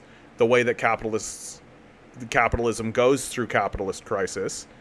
And we don't want to acknowledge that, the Chinese have been expecting that. They expect that to happen, right? They understand how the system of capital works. They're Marxists. They've read Marx. Even if you don't want to call them Marxists, they've read Marx, right? So they expect the system of capital to go into crisis. And when the system of capital goes into crisis in China, the Chinese don't bail it out. They don't keep those enterprises afloat, right? What they do is they make the capitalists who are responsible for the crisis pay for the outcome, right? One, or they'll seize the assets and use them and distribute them into the society as they see fit. So they're not propping up dead systems. They're letting those systems die. It's like they're growing a tree and a branch of the tree dies, and so they prune it off and throw it away. That's what's happening in China. But doing that doesn't prevent the tree from growing. In fact, cutting off dead branches and discarding them allows the tree to grow faster. And Westerners don't understand this. They don't understand what's happening in China. China is going to grow, and it's going to grow at a rapid rate. And anytime Western institutions look at China, every single time they update their forecasts. And they say, oh, China's actually going to grow faster than we said previously. Oh, China's actually going to grow faster than we said previously. We think China's only going to grow 2% this year. Oh, wait, sorry, 3%. Okay, 3.3. Okay, 3.5. Okay, 3.9. Okay, 4.2. Okay. And it just keeps going up, and it just keeps going up. And America doesn't have an answer for this. Like, what's the American answer to this? For real. Right? Like, what America needs to do, and what it should do in order to combat this, is reestablish its own manufacturing base. But the hard truth is that by the time the United States does reestablish its own manufacturing base and does grow its economy to be where China is currently today, China's just going to be... I just don't think the United States can catch up. Right? And it isn't like the United States is a cohesive, unified unit. Right? It's not like the United States is all together on the same page. Right? That even if, let's say, the Democrats, let's say Joe Biden has done some investment in manufacturing, right? I think Biden sees this and is like, oh man, this is actually a problem.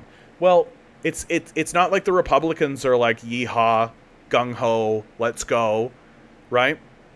Right? It's not like the Republicans are looking at this increase and like, what's going to happen? So they're increasing investment in manufacturing in America. Okay, cool. So those capitalists that own the manufacturing, you know what they're going to do? They're going to ship it overseas because that's where the profits are. Because that's the theory, probably into India, right? And they'll do to India what they did to China.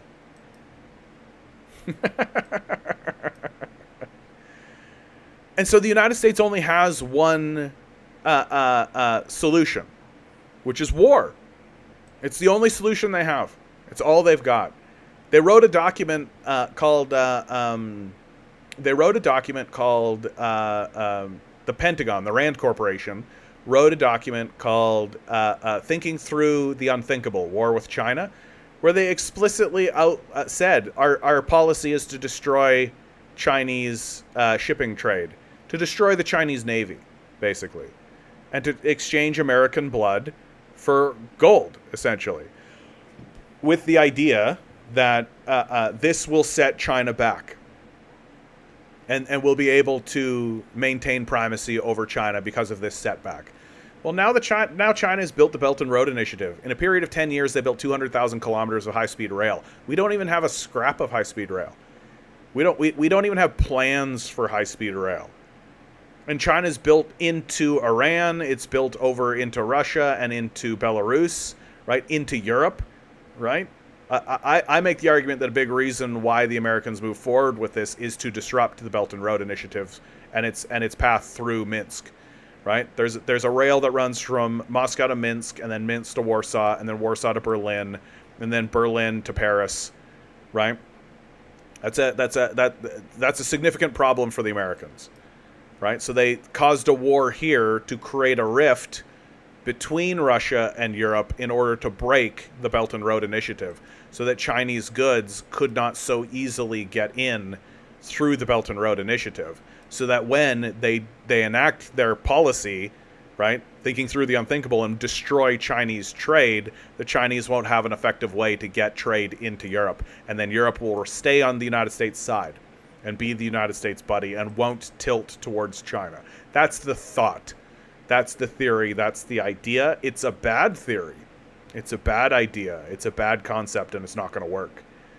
And so the United States, and while the United States goes into this war with China over Taiwan, right? While they go into this war with China, the American economy will collapse, right? Like the goods that we have been receiving from the world will stop coming. The dollar will plummet in value. If it doesn't plummet in value That's the other part of the piece of this puzzle, by the way. That's the other piece of this puzzle that's incredibly insane and incredibly insane to think about, is that the rest of the world is beginning to trade off the dollar, right? That the deal that the United States has had with the rest of the world since World War II has been, oh, give us stuff and we'll give you dollars, right? Dollar primacy. Give us stuff and we'll give you dollars, right? And then you can use those dollars and then you can buy other goods from other places, right? Well, everybody's trading off the dollar now, and nobody wants those dollars anymore because nobody trusts the United States anymore, and why should they? Why should anybody trust the United States? I can't think of a single reason to trust the United States. I don't care what they say. I don't care what paper they sign. I don't give a shit. I'm not going to do a thing that the United States says, right? I've been listening a lot to John Mearsheimer recently, and he makes a really strong point that I think is actually just absolutely the truth. That it is really hard to tell people's intentions in geopolitics. You can't tell the intentions of other nations. All you can do is look at what the nation says and then look at what the nation does. That's all that's all you can do, right? And if the nation says something and then acts in accordance to what it says, then that's how you build trust. So if Russia says messing around in Ukraine is a red line for us, we will go to war over Ukraine, right? And then the United States goes in and messes with Ukraine, and then the Russians invade Ukraine. Well, to Russia's neighbors and to the global south and to people who care about Russia, they look at Russia and say, they said they were going to do something, and then they did the thing that they said they were going to do. So that actually builds trust that amongst the global south, amongst people who aren't just worshiping the United States for no reason. They look at Russia invading Ukraine and they say, yeah, exactly as they said they were going to do. So we trust them more. That means that they're trustworthy. They're good for their word, right? And has the United States been doing that? Has the United States been keeping its word? Has the United States been releasing statements saying this is what our plan is, this is what we're going to do, these are our red lines, this is what we expect, and then act in accordance to that? Obviously not. Obviously not. The United States has what they call international law, right? And the United States constantly contravenes international law. The invasion of Iraq was the entire war throughout the Middle East. This entire situation is a total contravention of international law. I can't think of a single reason why anyone would ever trust the United States, ever, no matter what they said, no matter what they offered. And so the entire rest of the world is taking this opportunity with the rise of China in order to pivot away from the United States towards China, right? And it's going to be extremely beneficial for most of the world because now they've got a trading partner that isn't a psychopath. Now they've got a trading partner that communicates very clearly and makes statements. Like Xi Jinping released a strategic statement where he explicitly said everything that I just told you. He said out loud in front of everybody, in front of the entire world, these are China's red lines. This is what we plan to do in the world. Here's our initiatives. This is what China is thinking. This is what you should expect from us. Here is how you should expect us to act in the world. And guess what? That's what they do. It builds a lot of trust. People look at that and think to themselves, boy, howdy, there's some stability. That looks pretty stable. Holy cow. And that's true even if you disagree with what China does. Even if you think that China said they want to do this, and I think that's terrible. I think that's scummy and underhanded, and that's going to destroy this, that, and the other thing, and that's a real problem for this initiative and that initiative and all that kind of stuff. But then they do it. Well, they said they were going to do it, and then they did the thing that they said they were going to do. So even if it's bad, you know that they're trustworthy.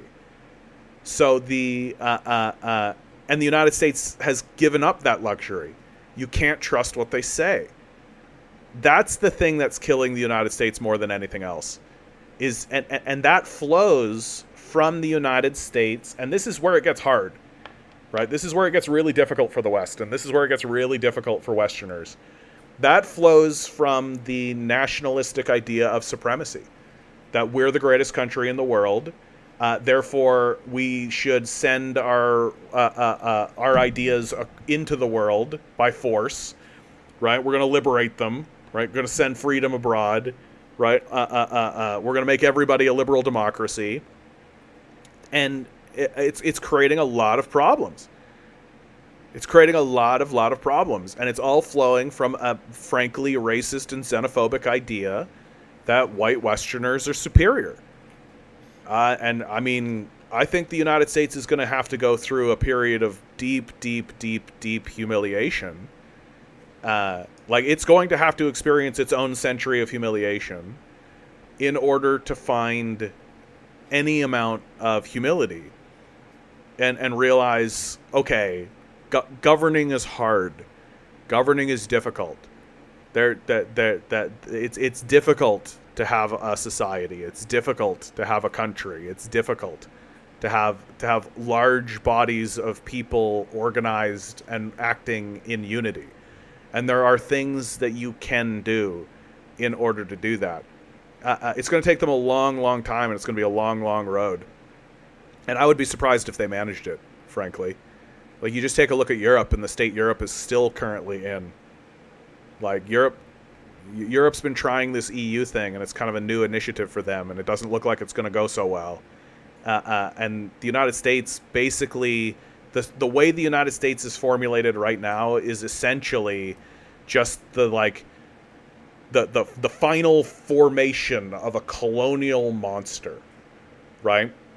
That, like, the colonial monster came into the North American continent, went, committed a massive genocide, enslaved everybody, caused nothing but torture and fear and death for everybody. It kind of crystallized and formed itself fully for World War II, and that really burned that image into the mind of the people who experienced it. But now those people are dying, and new people are coming, and the colonial monster is going to go like this, and it's just going to fade, and it's going to die, right? Because there's nothing to unify the United States anymore. It doesn't exist. What unifies them? There's nothing, right? Like, you can't be like dead Palestinian babies, I guess, unifying. So,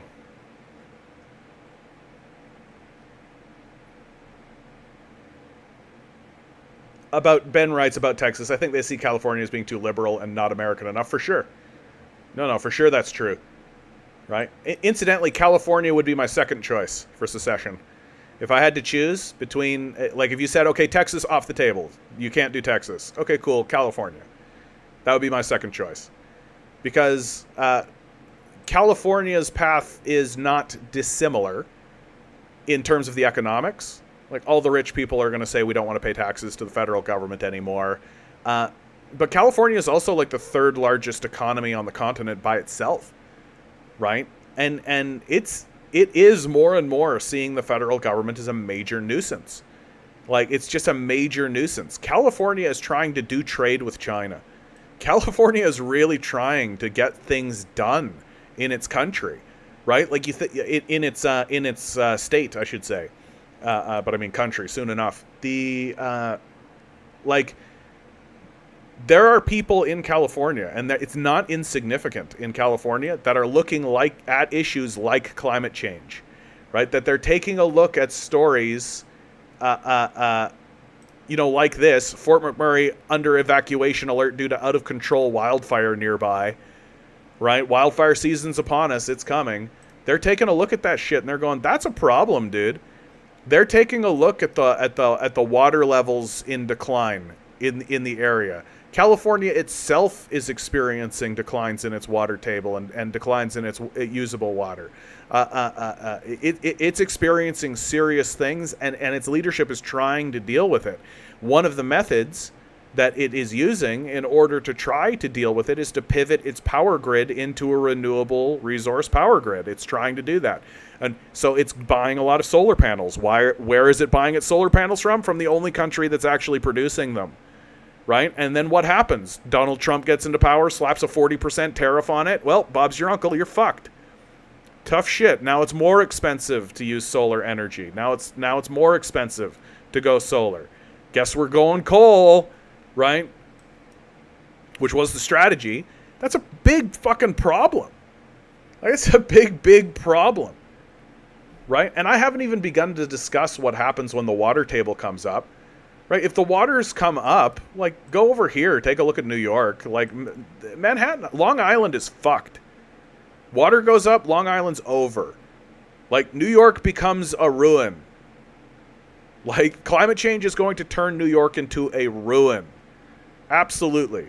They're not going to be able to use the subway system. They're not going to be able to use crucial infrastructure. The island itself is going to become unusable.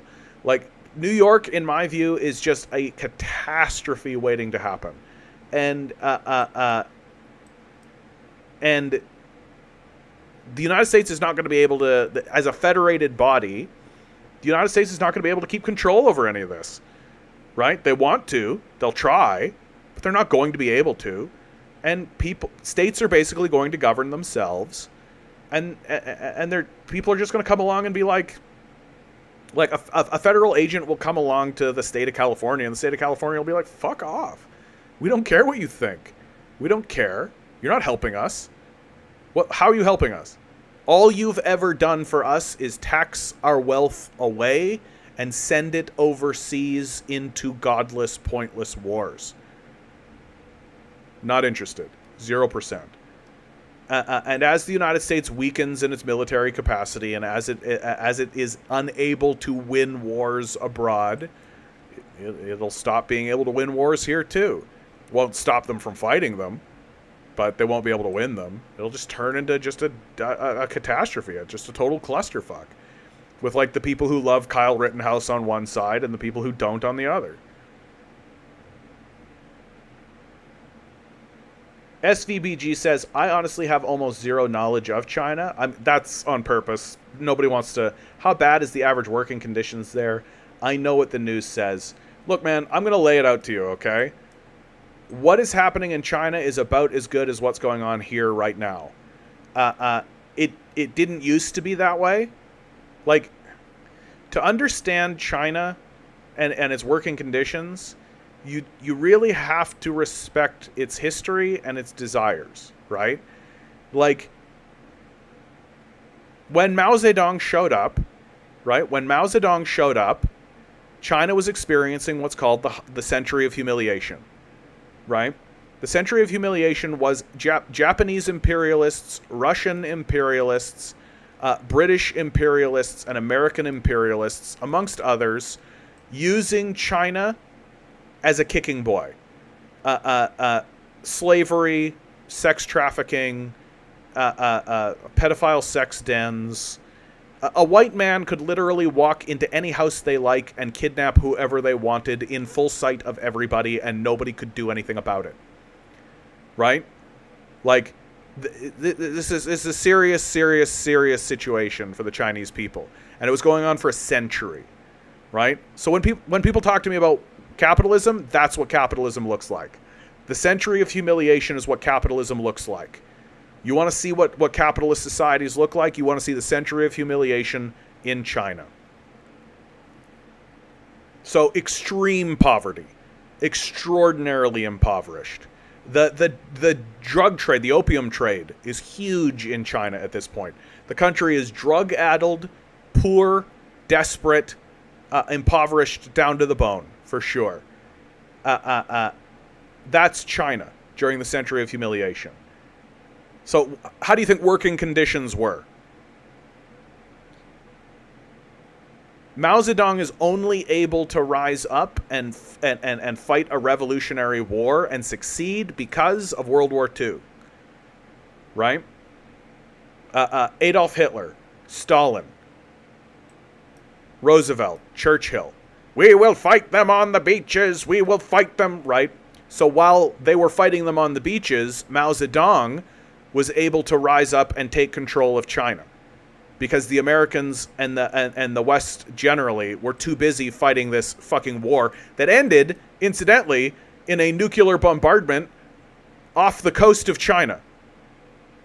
Right? I like to believe that if you stood on the coast of Shanghai, you probably could have seen it. Although probably not. Hiroshima, maybe. Right? Shanghai, Hiroshima, nuclear bomb. Probably not. But Mao Zedong takes power. He knows for a goddamn fact these Westerners are coming back to China. They're not just going to let China be free. Like, what are you talking about? And when the West begins to come back, they begin coming back in this region here, right? They see that Mao is trying to take Vietnam. Like, Mao wanted to take Vietnam, Laos. He wanted this whole region to be part of China, for sure, right? He wanted Taiwan, for sure. He wanted Korea, for sure, right? So the Americans immediately fight a war in Korea, immediately start fighting a war in Vietnam, right, in order to, quote-unquote, staunch the spread of communism. That starts happening in, like, 1955. World War II ends in, like, 1946, if I'm not mistaken. This inspires Mao Zedong to do what's called the Great Leap Forward, which, in my view, is actually a total act of desperation. They have been increasing their productive forces, their ability to make guns, weapons, knives, medicine, right? But Mao Zedong is like, we got to pick it up. We got to pick it up. Great leap forward. Great leap forward. Industrialize, industrialize, industrialize. Hop, hop, hop, hop, hop, hop, hop, hop, hop, hop, hop, hop. So what do you think the working conditions were like? The Vietnam War lasts 20 fucking years. For 20 years, the Americans bomb Korea, Vietnam, Laos, and Cambodia, destroying every structure in those countries. Literally, their churches, their temples, their factories, their schools, their daycares, rubble. Total decimation, total destruction. 20% of the populations of these countries die. Right? 1 in 5. The next time you're in a room of 5 people, pick which one is dead, and they are, if you live in Vietnam.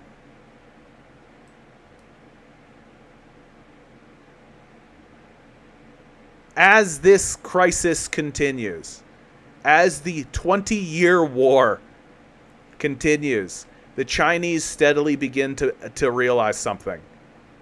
They cannot win this war. That the Chinese people finally recognize and finally realize, we cannot win this war. Oh, it breaks my heart. It breaks my heart every time I say it.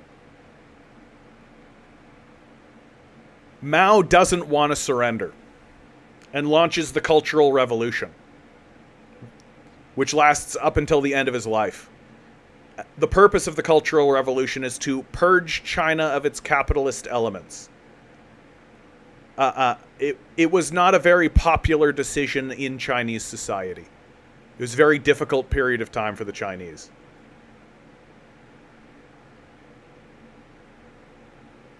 The Vietnam War ends when Richard Nixon visits China. The very man that had been enacting the bombing campaigns along the border of China goes to China and meets with Mao Zedong in his final years. The true leadership of China had already shifted over to Deng Xiaoping and his crew, who understood, we need a peace deal. We cannot win this war. We cannot win this war. The Chinese watched the nuclear bombardment of Japan. They watched 20 million people die to the Nazis in the Soviet Union.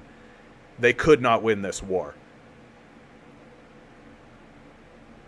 And so here was the choice that Nixon gave the Chinese, that the American capitalists, the international bourgeoisie, gave the Chinese. We can continue bombing you. We're fine with that. Our plan, after we're done, if you take this peace deal, our plan is to go bomb somebody else. So we've got the bombs. We're just picking targets here.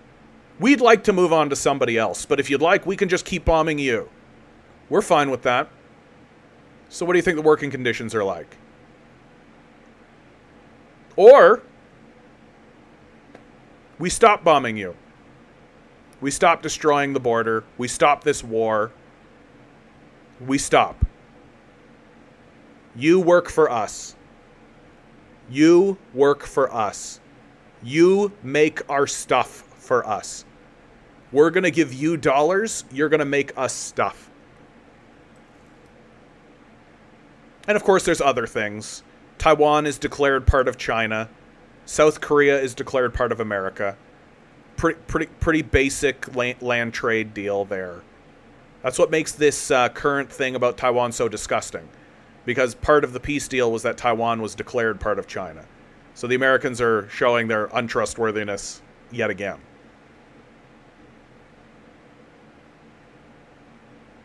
So American industry and American factories and American institutions start moving into China, who incidentally have only known war. They've only known war for 20, 30, 40, 50 years. They were fighting a war under Mao Zedong, a revolutionary war. They were fighting the Vietnam War. If you were 20, if you were 20 when Mao Zedong took power, the PRC was established in 1949. If you were 20, by the time the Vietnam War ended, you were 50. Your whole life has been fighting a war.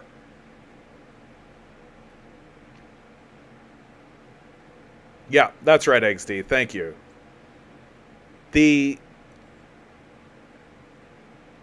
And so what do you think the working conditions were like? The Chinese took solace in the idea that they were throwing their lives into a revolutionary struggle. So when the businesses start to move into China, the Chinese understand all we've done is ended the military struggle against imperial capital. Now begins the economic struggle. And many of them took to these jobs, and many of them took to this new era in China with the same rigor and zeal as they were fighting the previous military conflict. With all of the poor working conditions and all of the hellish nightmare that came with that. That they took that energy and they threw it into that economic struggle. As years have passed,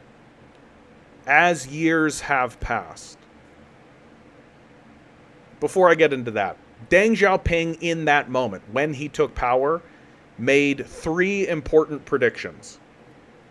Prediction number 1, inequality is going to happen in China for sure. Some people are going to get rich first.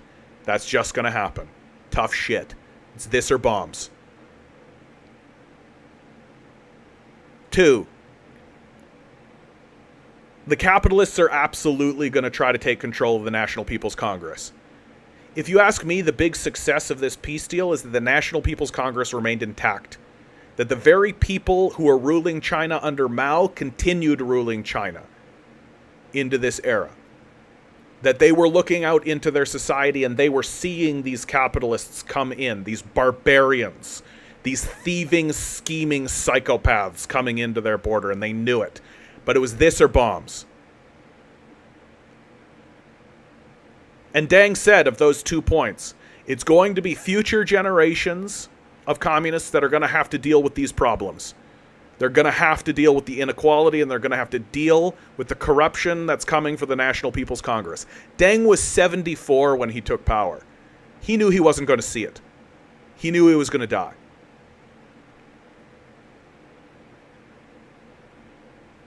The third prediction, China is going to prosper like never before.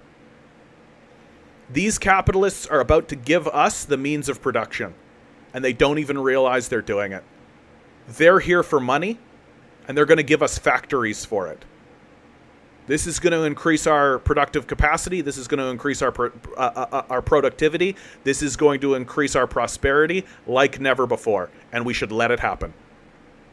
Even the simple fact that we are no longer needing to build bombs and weapons of war and be in factories making guns, that we can go and use that productive capacity for literally anything else, that's going to increase our prosperity by itself. But on top of it, these capitalists are going to come here, give us factories, and teach us how to build shit. And they did. They absolutely did. And so throughout this period, after Deng steps down, the next two leaders, whose names escape me right at this exact moment, even though I just looked at it, I think it's Zemin and Hu Jintao, they're seen basically as leaders of consensus. The third and fourth generation of revolutionary communist leaders in China are seen as rulers of consensus. And the entire time this is happening, wages are going up, benefits are going up. There's a steady increase, right? There's a steady increase in the prosperity of China through this period, right? When we get to Xi Jinping, fifth generation revolutionary communist leader, when we get to Xi Jinping is elected on a platform of, one, dealing with the corruption in the National People's Congress, and two, dealing with the inequality, the economic inequality in Chinese society. Sound familiar? And he does. He does go to fight against the inequality in Chinese society. He does start purges within the Communist Party. He does go after people in the National People's Congress. He does do these things. He oversees a transition for the Communist Party of China to oversee many sections of Chinese industry in the tech, financial, and education sector. They literally banned private schools across China. By the way, if you go onto TikTok and you look up Chinese kindergarten feeds, it's insane. You're going to be absolutely floored by what's happening in China right now.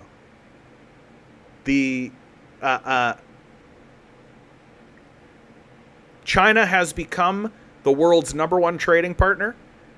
Most of the world trades with China first. That scares the shit out of America.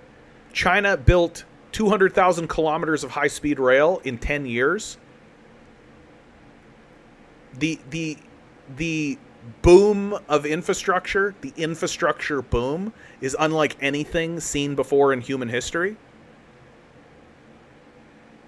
And the entire time, from Deng getting into power to the modern day, wages have gone up, benefits have gone up. Every line is on the ascension. Everything is going up.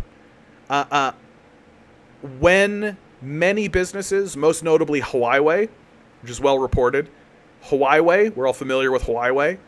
When Huawei pays out its dividends, it didn't pay them out to shareholders, it paid them out to the workers. Every worker got a check for $70,000. I've never seen anything like that in America and in the Western world. And even if you wanted to say that the Chinese working conditions are worse, a little bit worse than what's happening in America today, well, yeah, dude. Like, literally a generation ago, they were fighting a fucking total war. Like a total war. It's amazing that they're not. John, has any of the anti-revisionist Marxists challenged you on your point about the role of war in making China capitulate? No, because I think that most Westerners including Western Marxists, are guilty of a phenomenon that I have come to call war blindness. I just don't think that they're including war in their analysis at all. And I've seen this over and over and over and over again in casual conversation, I see YouTube essays. There's a really great YouTube essay, and it is a really great essay. I really think that it was really well done, and I never want to shit on Fellow Traveler, who is the name of the channel, Fellow Traveler. He made a really great video, and it is a great video, about the transition from Maoism to Dangism, and he did a really strong analysis of the shift away from the policy of class struggle into the policy of prosperity from Mao to Deng. But the entire time,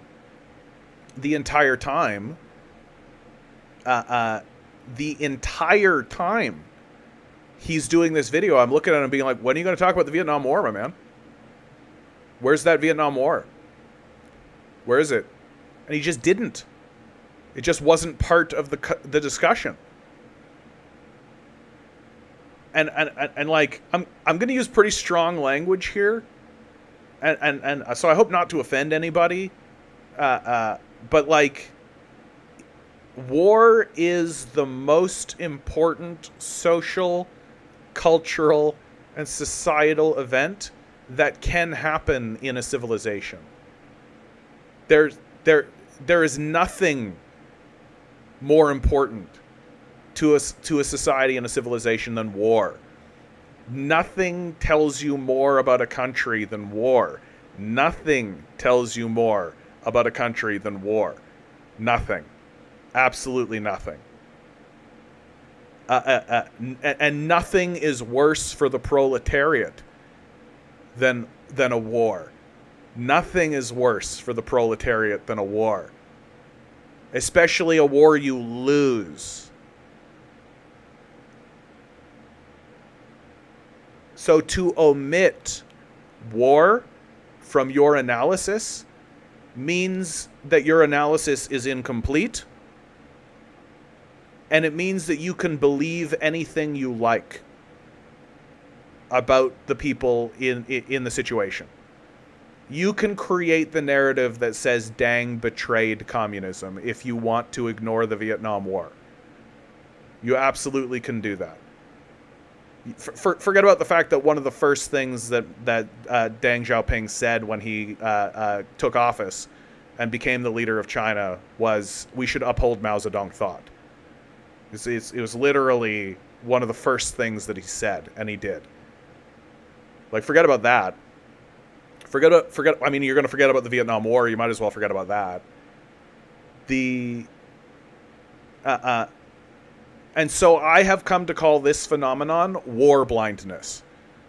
That Westerners generally, but Western Marxists I think are especially guilty, because Western Marxists are actually trying to do a historical material analysis and are trying to call it for how they see it, using the evidence and the facts, that when they analyze a country, they just refuse. It's just not part of their analysis to include war, when war is the number one most important thing to discuss.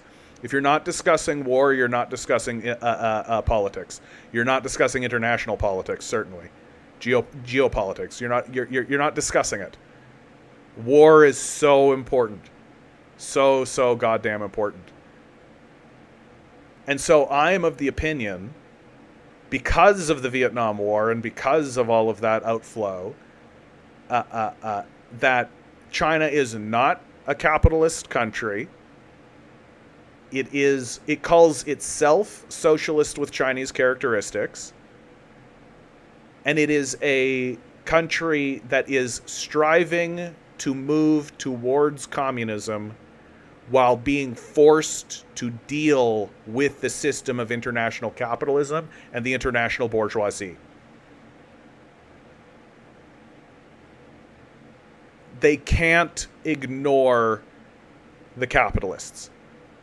They can't simply move on to communism and ignore the capitalists. The capitalists won't let them. They have to deal with the system of imperial capital. They must. They have no alternative and they have no choice. And under those conditions, I think that China has done a brilliant job. I think it has used the works of Karl Marx, even though I do think that they have stepped away from the preeminence of Marxism. I think that they have, but they have included Marxism in their worldview. That Marxism is not the thing any longer, but it is within the spectrum of what they pay attention to, which makes it still superior to the Western system, heads and shoulders, well above what's going on in the West. And so while they've done that, my hope is that they'll pull back into the other direction and they'll return, which Xi Jinping said that he wants people to read Marx. He wants people to return to Marxism. And so we'll see. So with all of that said, it's completely possible. I'm not naive, right? I'm not a baby, right? It's completely possible that China will turn and become a terrifying imperialist capitalist power. It's completely possible, right? If they are able to break American containment, or if the American policy of containment becomes ineffective, maybe China will think to itself, we could just move into the Philippines. Why are we negotiating? We could just move into Vietnam. Why are we negotiating? We could just move into Cambodia, Thailand, Myanmar, Bangladesh, Korea. Why are we negotiating? We could just do it. We have a big, strong, powerful military. We could move into Japan. We could. They can't do anything about it. Why don't we? They could start doing that, right? I haven't seen any evidence of any of that. Xi Jinping does not talk that way. That the way China discusses itself in the world under Xi Jinping is assertion and assertive. That China is going to take its place in the world as a respected superpower. I'm not seeing anything coming out of any level of government in China that tells me they are taking a militaristic pivot. I'm not seeing anything in China that tells me that the capitalists are the ones at the helm of this thing. The evidence that gets thrown out is that Xi Jinping has wealth, which I look at as like a Michael Parenti style critique, that if Xi Jinping was poor, then that would be evidence of the failure of communism. But if Xi Jinping is rich, then that's evidence of the failure of communism, right? The existence of Jack Ma. People always bring up Jack Ma, just over and over again, Jack Ma, right? As if China is not still in this position of negotiating with the system of capital. China's position and its relationship between itself and the United States is, well, we got a good thing going on here. Why are we going to ruin this? Why are we going to ruin this? Right? Come on. Everything's going great here in China. We don't need to mess with this.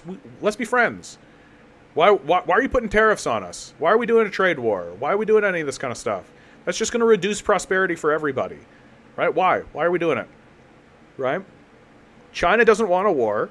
It's not interesting. You may be overstating the importance of the Vietnam War for China. It was a very destructive war for Vietnam, but China's involvement was relatively limited, certainly compared to the Korean War. I don't think I'm overstating it at all. I don't think I'm overstating it at all. The Chinese are watching this happen.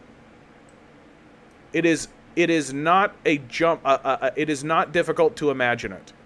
It is not difficult to see it occurring within your own borders, right? It's just, I'm sorry, man. I have to completely disagree. If I was in, if I'm in Toronto, right? If I'm in Toronto and I see a major conflagration in Buffalo, Buffalo is leveled to the ground. Just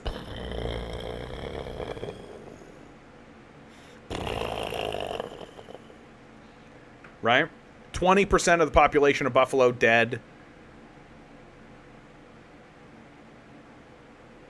I'm gonna be concerned about that. I'm gonna be pretty concerned about that, right? Especially if they start by destroying Buffalo and then move into Niagara Falls and then move into St. Catharines and then move into Hamilton. I'm gonna be concerned. I'm gonna have major opinions about that. I'm gonna have major thoughts, right? I think to downplay and underplay the Vietnam War, oh boy, I think that's a big mistake. I think it's a big analytical mistake. I think that it really I don't know what it does. It dehumanizes the Chinese in a strange and unusual way. Like war and the threat of looming war and the terror of war.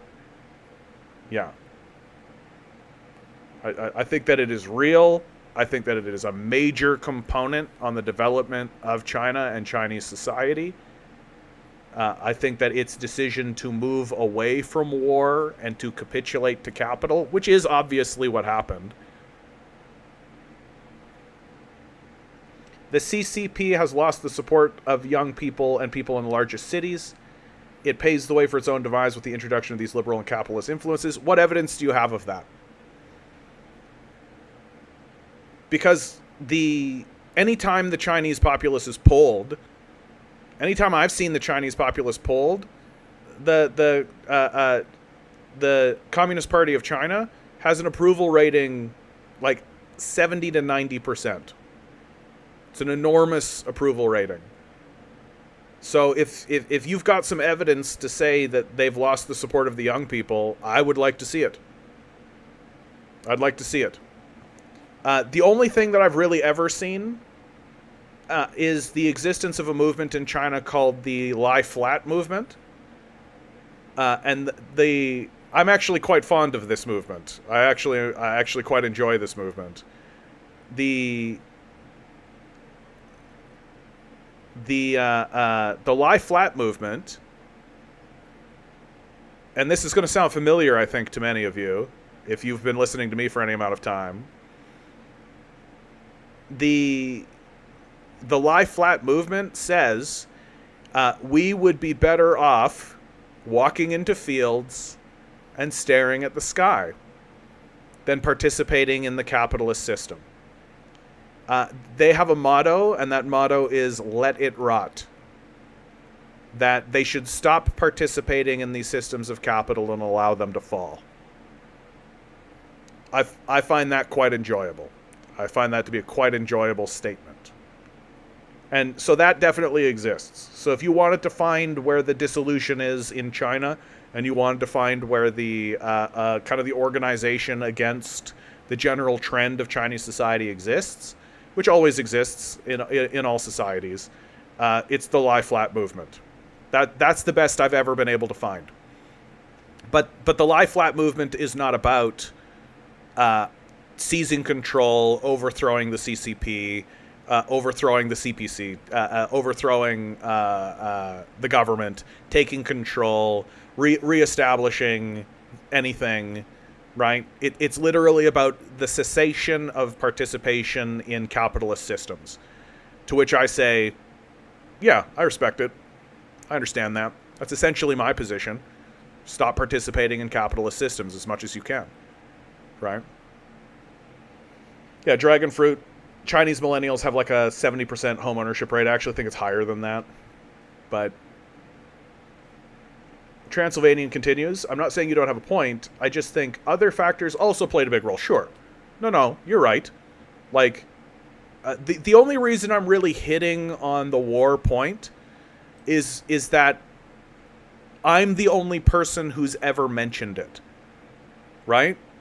Like, I haven't seen anybody else.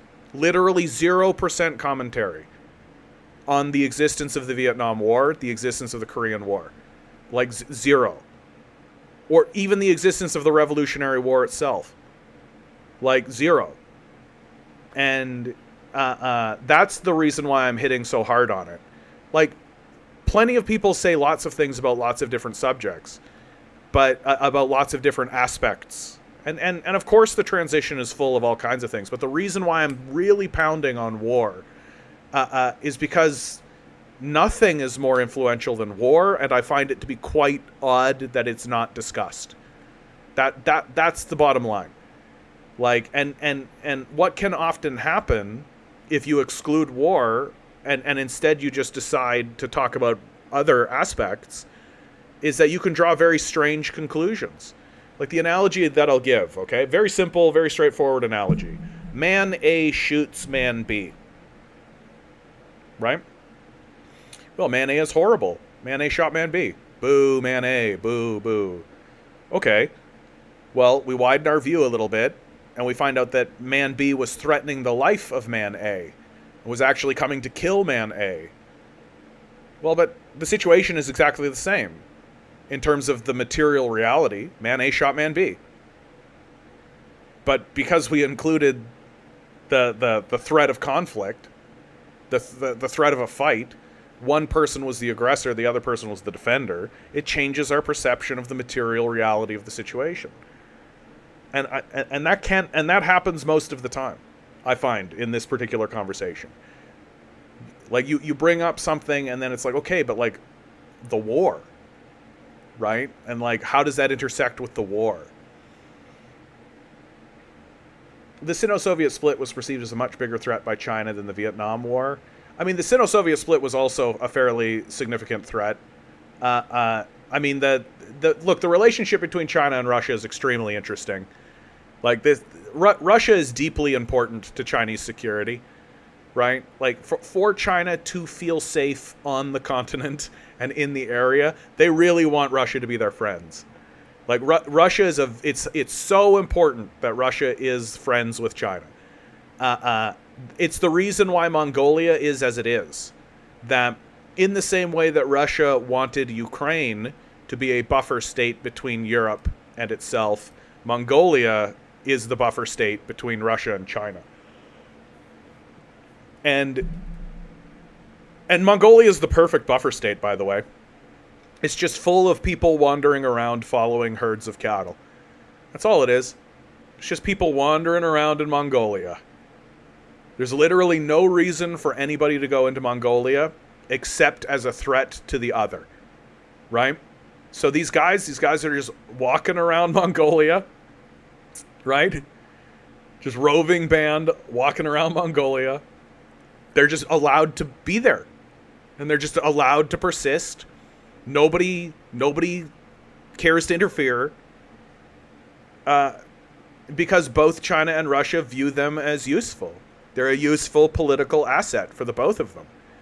That as long as Mongolia is where Mongolia is, then relations between Russia and China are okay. We're okay. We're not coming for one another.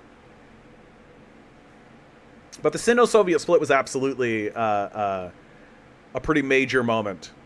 And I think that the big trouble, I mean, Deng famously said of Gorbachev, was it Gorbachev he said this about? I think it was. This man seems smart, but he is in fact stupid. That's what Deng said of Gorbachev. Because, and the Russian idea post-World War II and post-Stalin, under Khrushchev and then Brezhnev and then certainly Gorbachev and certainly Yeltsin, was to become integrated into European systems. And that's a problem for China, right? They don't want Russia to pivot towards Europe. They don't want Russia to become part of Europe. That's why this war was the best thing to happen to China. The best thing to happen to China, for sure. This war right here, that essentially drew the line in the sand and said Russia will never be part of Europe. Well, Russia basically turned around and there was Xi Jinping going, Hello.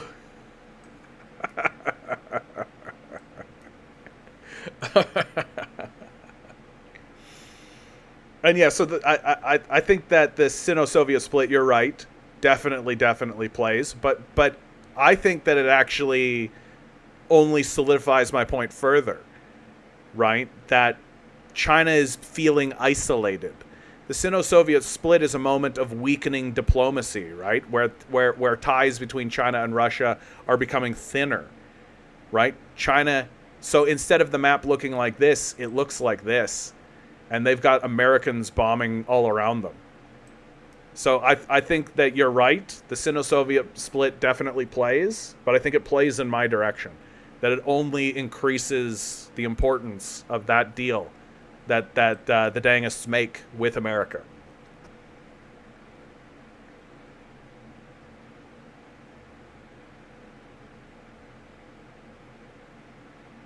You are also the only real Canadian commie? Oh, hold on. What? Sorry, that's to continue. Mikhail says the problem with the lie flat approach is it gives the capitalists the lie that we're too lazy to earn a raise. But if we work hard enough for a raise, yeah, we don't get it. Exactly. The only person you've heard of, beware the fallacy. But it is true. Like, look, I'm not saying I'm the only person who is saying it. I'm saying I'm the only person I've heard say it. When to me, it's very clear. Like, these wars happened. Right, they are major. We literally spent like an entire generation hearing about the Vietnam War from the perspective of how it damaged the feelings of the veterans, right? Like the Big Lebowski, one of the major characters is a Vietnam War vet who's obviously suffering from PTSD. Like the PTSD addled Vietnam War vet is like a trope, like Apocalypse Now. Like, there's just, like, an entire generations of films made about this stuff. Well, if you think that, like, the feelings of the Vietnam War vets are so important that we need to have entire generations worth of media made about it, how do you think the Chinese feel? How do you think the Vietnam feel? How do you think the Laosians and the Cambodians and the Koreans feel? Like, they lost people. They lost their whole civilization. Just reduced to rubble. You know? So it's a bit, I don't know. It's a bit gauche. And so And I just don't hear anybody talking about that period of time from the perspective of the Chinese, right? Mikhail says you're only the only real Canadian commie. No. I look. The Canadian commie is like a branding thing. That's what it is. Like I'm trying to organize with other communists. I'm trying to build forces in my local area. There's a party that just sprung up. A branch of a larger party that just sprang up in my neighborhood, and I'm gonna check them out and see. And I am checking them out and seeing what's going on. They look passionate, and they're growing swiftly. And so there's I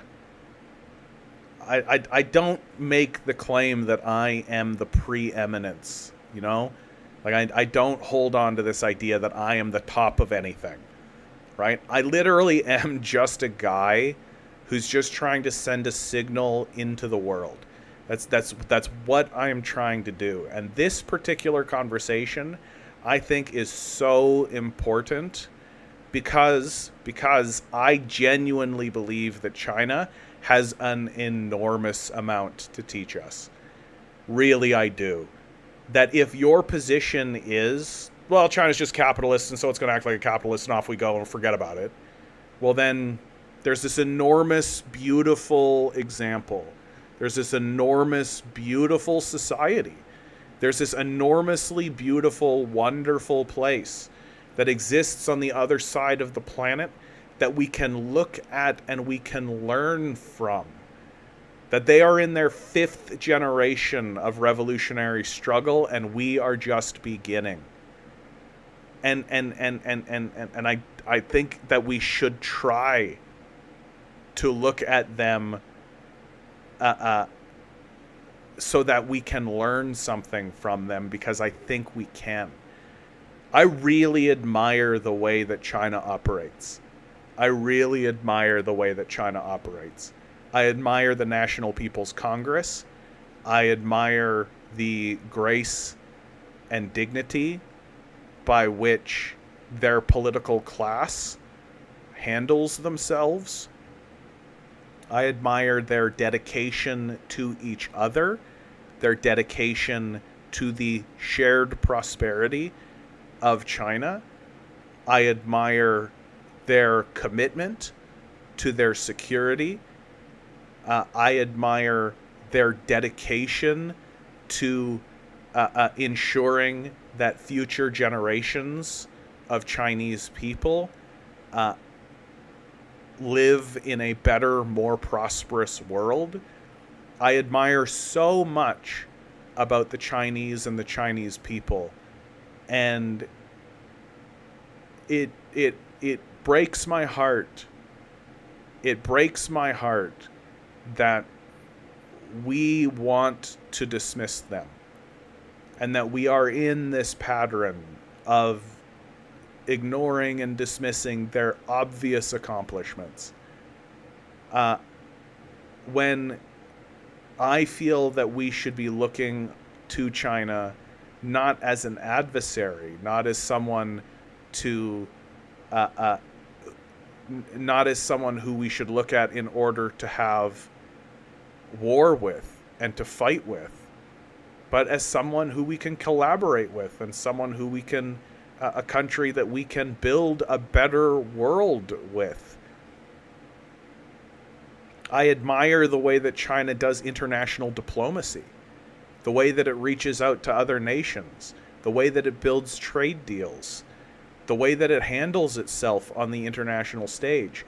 I admire that China stands up and declares its intentions clearly and then acts on those intentions in exactly the manner that they declared. I think there's so much to admire about China. And I hope that as we begin our revolutionary struggle here in Canada and the United States, and as we begin to recover from our own McCarthyism and our own purges of communists and our own denigration of communism, that we begin to look to China for wisdom and for guidance on how to handle ourselves through this coming period. I think that China can teach us a lot. And it can't teach us anything if we're just going to insist that it's the enemy. I don't think it is. And so I'm going to advocate for China until such time as they reveal, oh, they were capitalists all along. Okay, well, I'll need to see the evidence for that.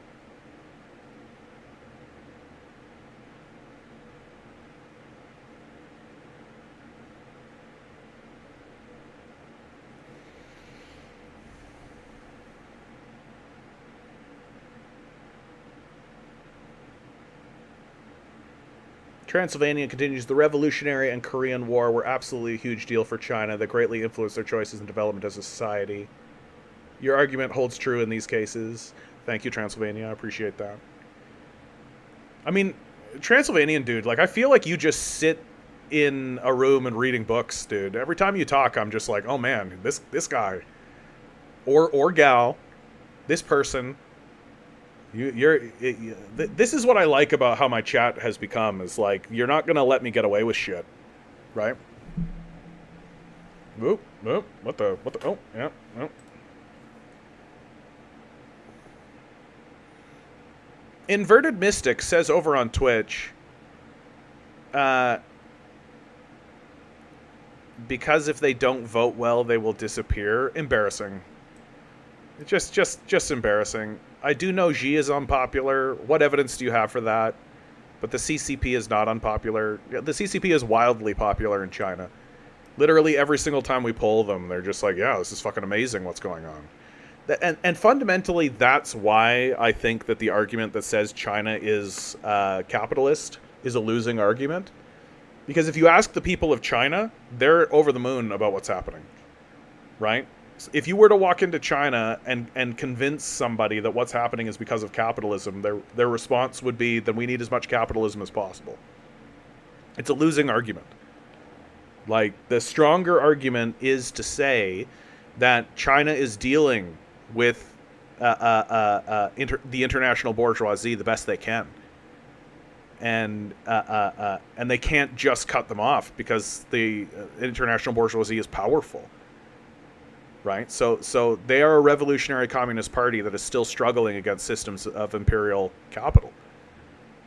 And that's the reason for China's prosperity, and that's the reason for China's growth, and that's the reason for everything that's happening. It's simultaneously fighting against capital while improving its own nation. That the things that are happening in China are in spite of capital, not because of it. That's a winning argument. If your position is that Marxism is correct and communism is true. And insofar as Xi is unpopular, I just don't think that's true. Like, I think that Xi Jinping is a very popular leader. I believe he is set to be the longest sitting leader in China, sitting longer even than Mao. So I just don't, like, he's certainly popular within the CCP, right? Like that he is ultimately he is ultimately answerable to the National People's Congress, right? Like, Xi Jinping is not a dictator. The National People's Congress is a democratic system. You don't just do things, right? The Executive Council that is elected through the National People's Council can be overruled by the National People's Council. And so if Xi Jinping is unpopular, well, then why is he there?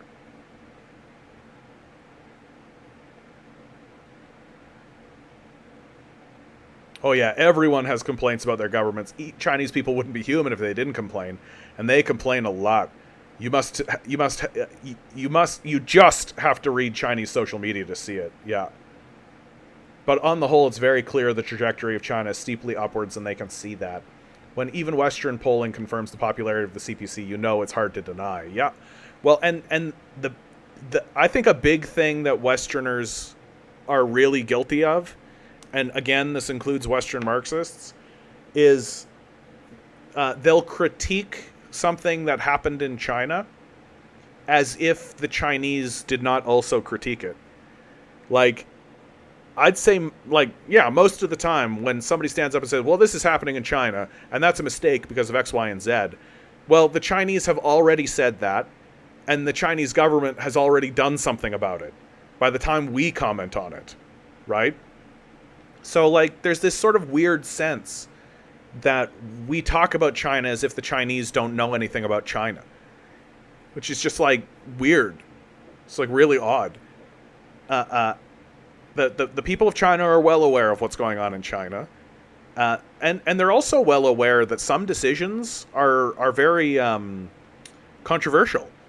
I think the one-child policy is absolutely one of those times.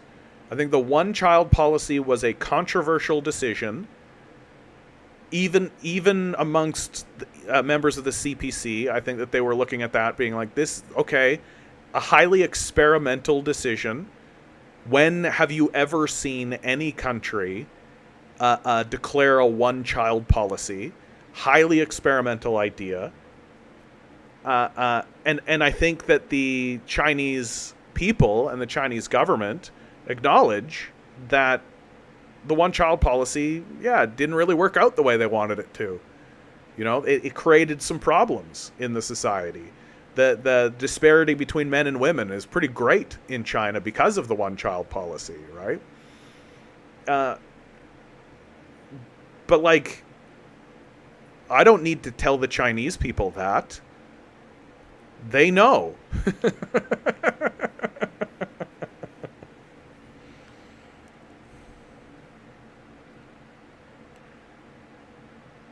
Yeah, a majority of Chinese people are apolitical, often to the point that's frustrating. I just had a conversation with a friend who's Chinese who said they literally haven't been following this whole thing in Gaza. Yes, that apolitical. Yeah, absolutely.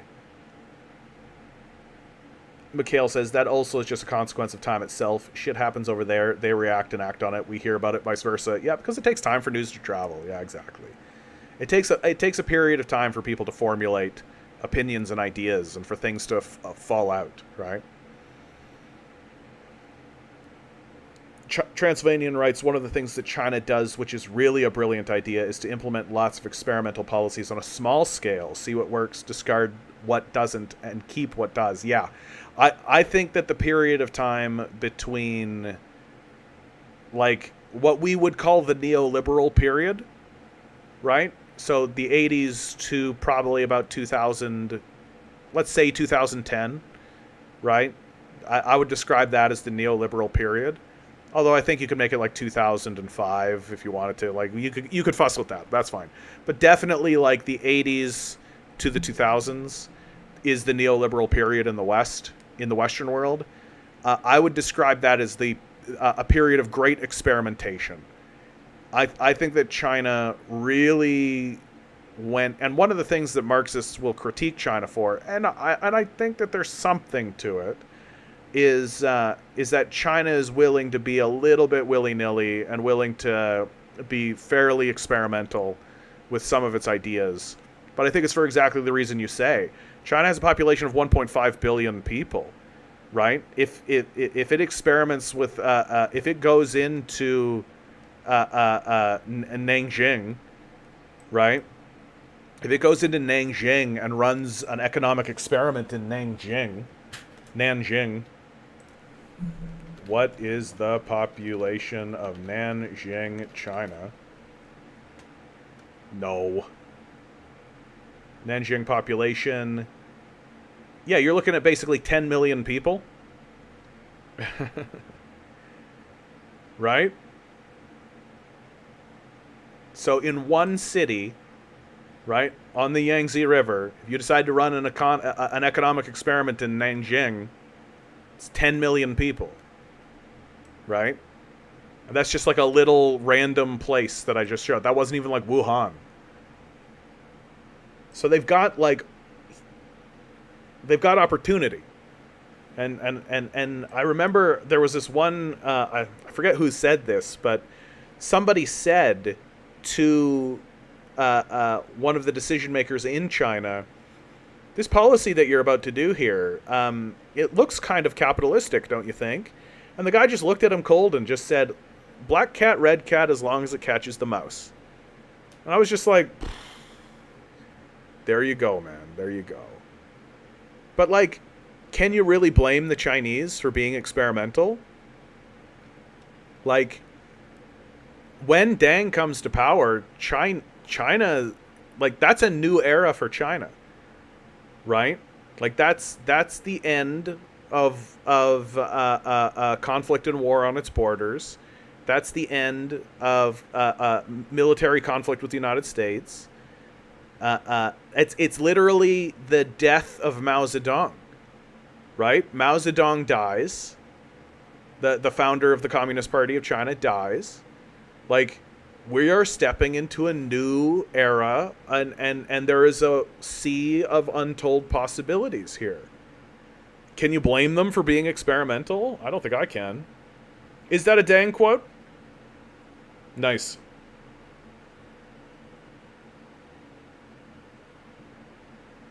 Since someone was asking for book recommendations earlier, I highly recommend When Serfs Rose Up in Tibet. Oh, yeah. I've only read a piece of that, and that's really, really important. I think the whole Free Tibet movement, right? Like, and this is another part of the Chinese story, right? I'm sorry that I'm banging on so much about China, guys, but I've just been really, really thinking about it a lot recently. I just feel like it's so important. Like, while China is going through this period of economic experimentation, right? Like, the Free Tibet movement happened in the 90s, right? Like, we know that the CIA is funding. We know that the CIA is funding the whole Free Hong Kong movement. Why am I fucking struggling with that? The Xinjiang genocide narrative, right? The Chinese know what this all is. They know that this is the Americans' attempt and the West's attempt to peel provinces away from China. They know. That what the West wants is they want this line to become a big black line. And they want Xinjiang to become the People's Republic of Xinjiang or whatever. And they want Tibet to be the Free People's Society of Tibet. Right? They want this to be a big black line right here. And they want China to look like this. That's what they want. And if they could come over here and if they could peel this off or peel this off, right, they would. Right? They want to come to Inner Mongolia. They want Mongolia. Yeah, this should be part of Mongolia. What we should do is we should find the far-right crazies of Mongolia and convince them that Inner Mongolia is actually part of Mongolia. And then they'll peel off. That's what they want. Like, that's what the West wants. And like, for God's sakes, like there's a pretty strong argument to be had that what we call the Tiananmen Square massacre was a color revolution, right? An attempted color revolution. So the United States is constantly trying to do this shit to China, and they know it. Like, they're not dummies. They know it. And so, yeah, Uyghur extremist ethno-theocracy, exactly. Reading books like that really puts into perspective just how far China has come. Yeah, dude, Tibet, like, the average age in Tibet. So, okay, Tibet.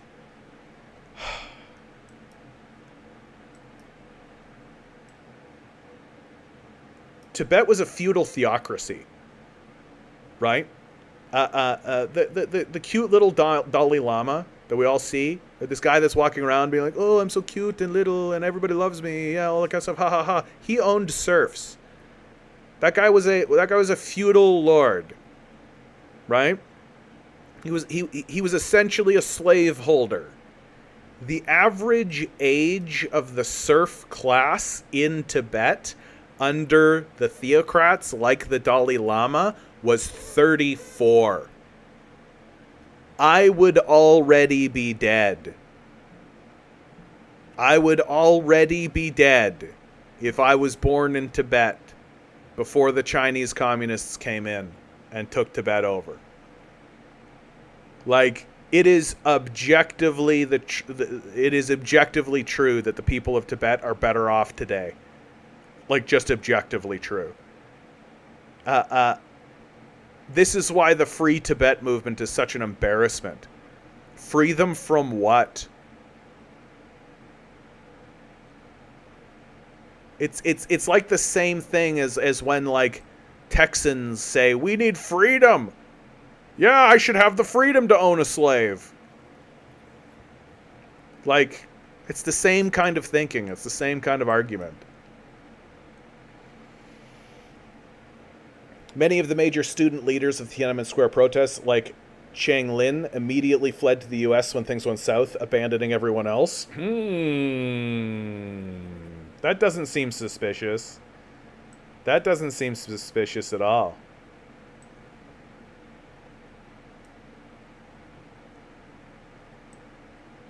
Okay.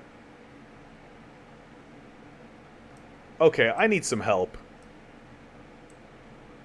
I need some help. What happened? Something has happened. And I don't know what.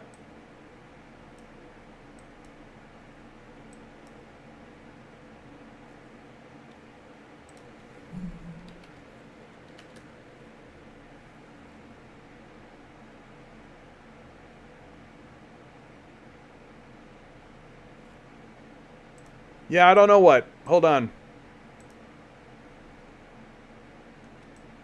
Am I stupid? I'm feeling very stupid right now. I'm going to embarrass myself in front of everybody right now. Where the fuck is Hong Kong? Hong Kong. Hong Kong. I'm the dumbest person. I'm so stupid. Here's my Destiny moment. Here, I'm going to do an impression of Destiny, and you guys are going to see it.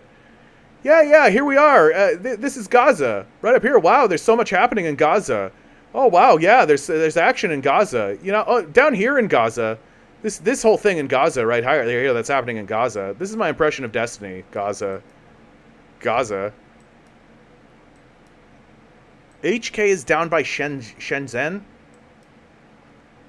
Shenzhen. Yeah, Hong Kong. Oh my God. Dude, I knew it. I was looking at it. Fucking Jesus fucking Christ. Fucking justice makes me so fucking mad. Oh man, does that make me upset. Dude, that pisses me off so much. Look, there it is now.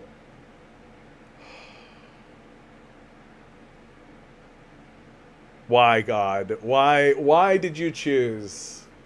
Why have you done this to me, oh great and powerful creator? Well, going back to my previous point, I do not consider myself to be the preeminent scholar of all things. I am not the end of thought. And now you know why.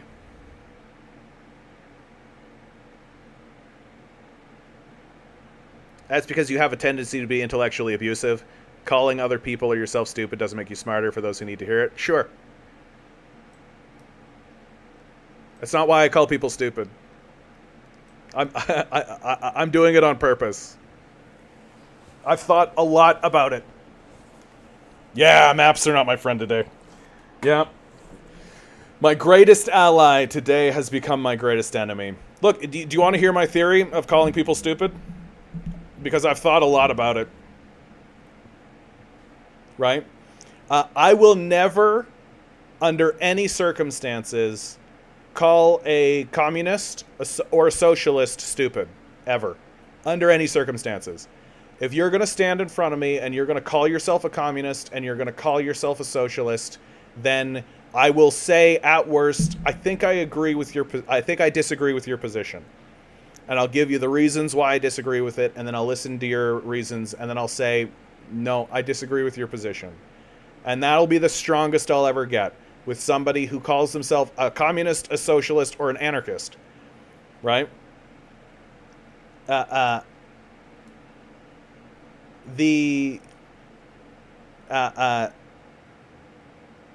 reason why I call people stupid is because nothing else is working. That's it. I'm not saying it to be like I am so smart and you are so dumb. I am saying it because we get people who come in here who are not responding to evidence. Right? They're not responding to evidence. That are denying the existence of climate change. That are essentially flat earthers. Who are no longer responding rationally to material conditions, material events. They don't care about experts. They don't care about the evidence that's in front of them. What's left?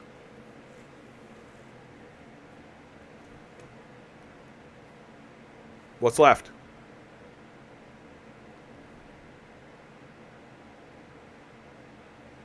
I wonder and worry how much those people are just trying to derail you and detract you. Yeah, so why keep them around?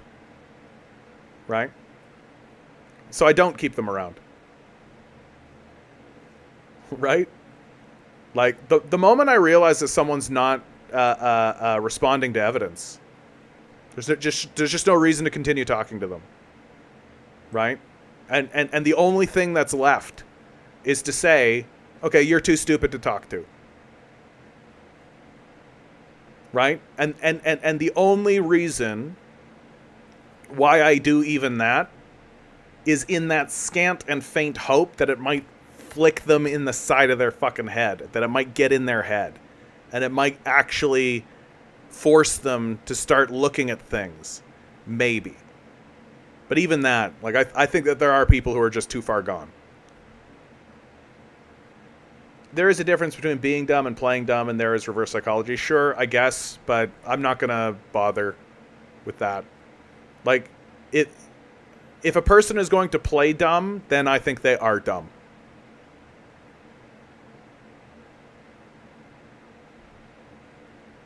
Yeah, it won't get into their head if they are paid not to learn. Sure. But I mean, like, I'm talking to random people on the internet here, Mikhail. Right? Like, random people on the internet, and like, the idiots over the Economic Institute, whatever that is, the Freedom and Education Institute we were talking about, the Jordan Peterson thing. Look, I get that when I do that, it is controversial. I understand that. I get it. I'm going to continue doing it.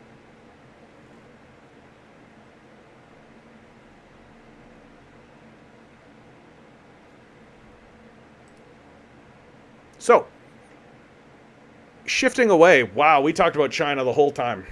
Geez, I really need to get that off my chest. John, you missed my comment about the upcoming EU elections. Do you think you will cover those? Probably not. Like, I mean, I'll probably bring them forward. Like, when it comes to electoral politics, I'm gonna spend a very scant amount of time. Really, I think that, like, the result is of note. This person defeated this person. Here's what this person stands for. Like Poilievre versus Trudeau. Like, you see how much time I spend on Poilievre versus Trudeau, right? Like, I'm not going to spend much more time than that. And like Poilievre versus Trudeau, that's my leadership. Those are my leaders. So I'm going to spend probably the same amount. And the election in the United States, Biden versus Trump, I'm gonna talk about the result, and it's gonna be, here's Trump, here's Biden. What does this mean for America? Okay, yabba yabba yabba. Okay, moving on. Because this isn't really a channel about electoral politics. I care about the international bourgeoisie, and I care about the wars that they create, and the negative consequences of capital. And I don't really believe in this system of capital that it matters much who the leader actually is. Like, I largely think the United States military is in control of this thing. I largely think that the political apparatus has more or less been taken over by the military-industrial complex, like Eisenhower warned. I think that I think that anytime anybody gets into an electoral position that runs against the interests of the military-industrial complex, the military-industrial complex's position is that we'll just wait you out, that a general is a lifetime appointment, a term is 4 years. So I just don't think that these people have as much power or authority as we think they do. And so while it's of note, I think that it's of note mainly culturally. Like, in terms of action, in terms of how the system of capital is actually going to operate, in terms of what it's going to do in the world, I don't think it is that consequential. I think it is culturally of note that fascists are in charge of Italy, for example. I think that's culturally of note, right? But it's not like the Italian military has operated differently, you know? Like, and like, elections are more interesting in places where there is like a legitimate struggle. There isn't really a legitimate electoral struggle in America. Like, it's just pick which color capitalist you would like. How do you want to be betrayed today? You know? So I don't really yeah, exactly, Transylvanian. Yeah, you did it much more succinctly than I was doing it. I'm going to spare you the time and tell you what the result is going to be. Neoliberal ghouls are going to win.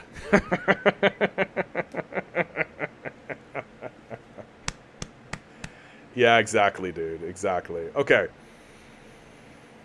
Let me just do a quick rapid fire here, because I spent so much time talking about China that I didn't even get into the kind of new Israel news, right? Army major resigns commission over U.S. support for Israel in Gaza. So signs of it, more internal division, more internal strife over this particular issue. This news is actually pretty big. It's pretty big. I shouldn't have waited this long to talk about it. Sorry, I went down a big China rabbit hole, dude. Holy cow. I needed to talk about China today, I think. Egypt says it will join South Africa's genocide case against Israel at ICJ. So a major critique that I've been seeing about Egypt during this period of time is what are you doing, Egypt? Like, what are you doing? This whole crisis is happening on your border. Right? This whole thing is happening on your border. What are you doing, Egypt? Right? These are Muslims. What are you doing, Egypt? Right? I feel like Egypt is going to walk away from this with a lot of diminished prestige in the Muslim world because of how they have handled themselves. But something like this, I think, is going to move them back in the direction that they need to move. And Egypt says it's joining South Africa's genocide case against Israel, the ICJ. It's just more ammunition. It's just more evidence to show that what is happening in Israel is completely unacceptable. And I believe, did I have that? I thought I had that. Yeah. Yeah, that Malaysia made a strong UN statement as well. That's right. The Kuwaiti MPs submit a bill banning any dealings with Israel. Bill stipulates jail sentence for people dealing with or traveling to Israel. So things are happening. Things are happening in regards to this Israeli question, in regards to what's going on, and Israel is getting more and more isolated. The isolation is going to get sharper and sharper as Egypt begins to move away, as Kuwait begins to move away. Saudi Arabia has already made very strong statements how they're no longer going to be working with Israel. Yeah, you know things are serious when even U.S. protectorates like Kuwait turn on the Zionists. Absolutely. No, absolutely. Like, it's... I am still waiting for the ICJ to release arrest warrants. That to me is gonna... Guys, I'm waiting for it, man. Like, that to me... The ICJ releasing arrest warrants is just going to be like, oh. Not because I think anyone's going to get arrested, by the way, just so you know, right? Not because I'm naive enough to believe that it's going to actually have a material difference in regards to how these Zionists are going to act. But you know what it's going to do? It's going to really make the argument happening in the Western world much more succinct. Right? Just in the same way that the Zionists said, do you condemn Hamas? We simply just get to say, why do you disagree with the Hague? So when they prosecute the Nazis, that's fine. But when they prosecute the Israelis, not fine? Why? Where does your disagreement with the International Criminal Court come in? Oh, I'm looking forward to it. Oh, I'm looking forward to it. Oh, yeah, I'm looking forward to it. Watching the Zionists squirm under the withering fire of simply asking them, so why do you disagree with the International Criminal Court? They're anti-Semites. Well, we don't respect that as an answer. Do you have a real answer? I'm looking forward to it.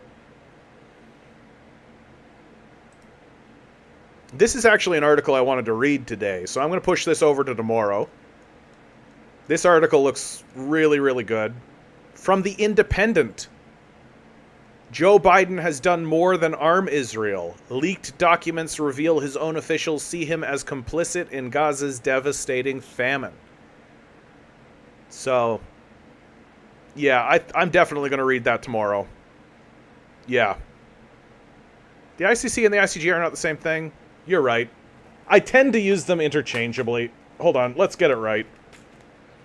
International Criminal Court. International Criminal Court and the International Court of Justice. With more countries joining South Africa and demanding International Court of Justice, which has a seat in The Hague. Yeah. You're right, though. They are distinct bodies.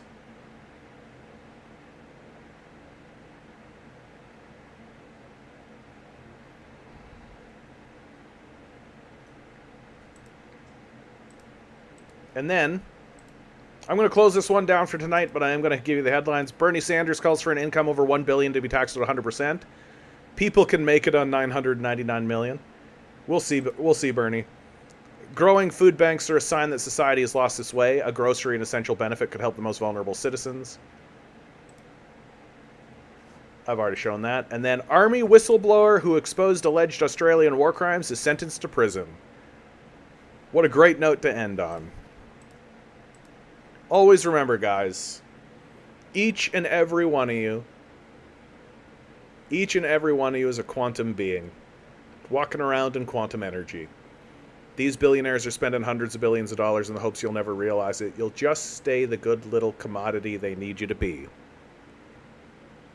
Rebel. Revolt. Repent. Good luck. We're going to need it.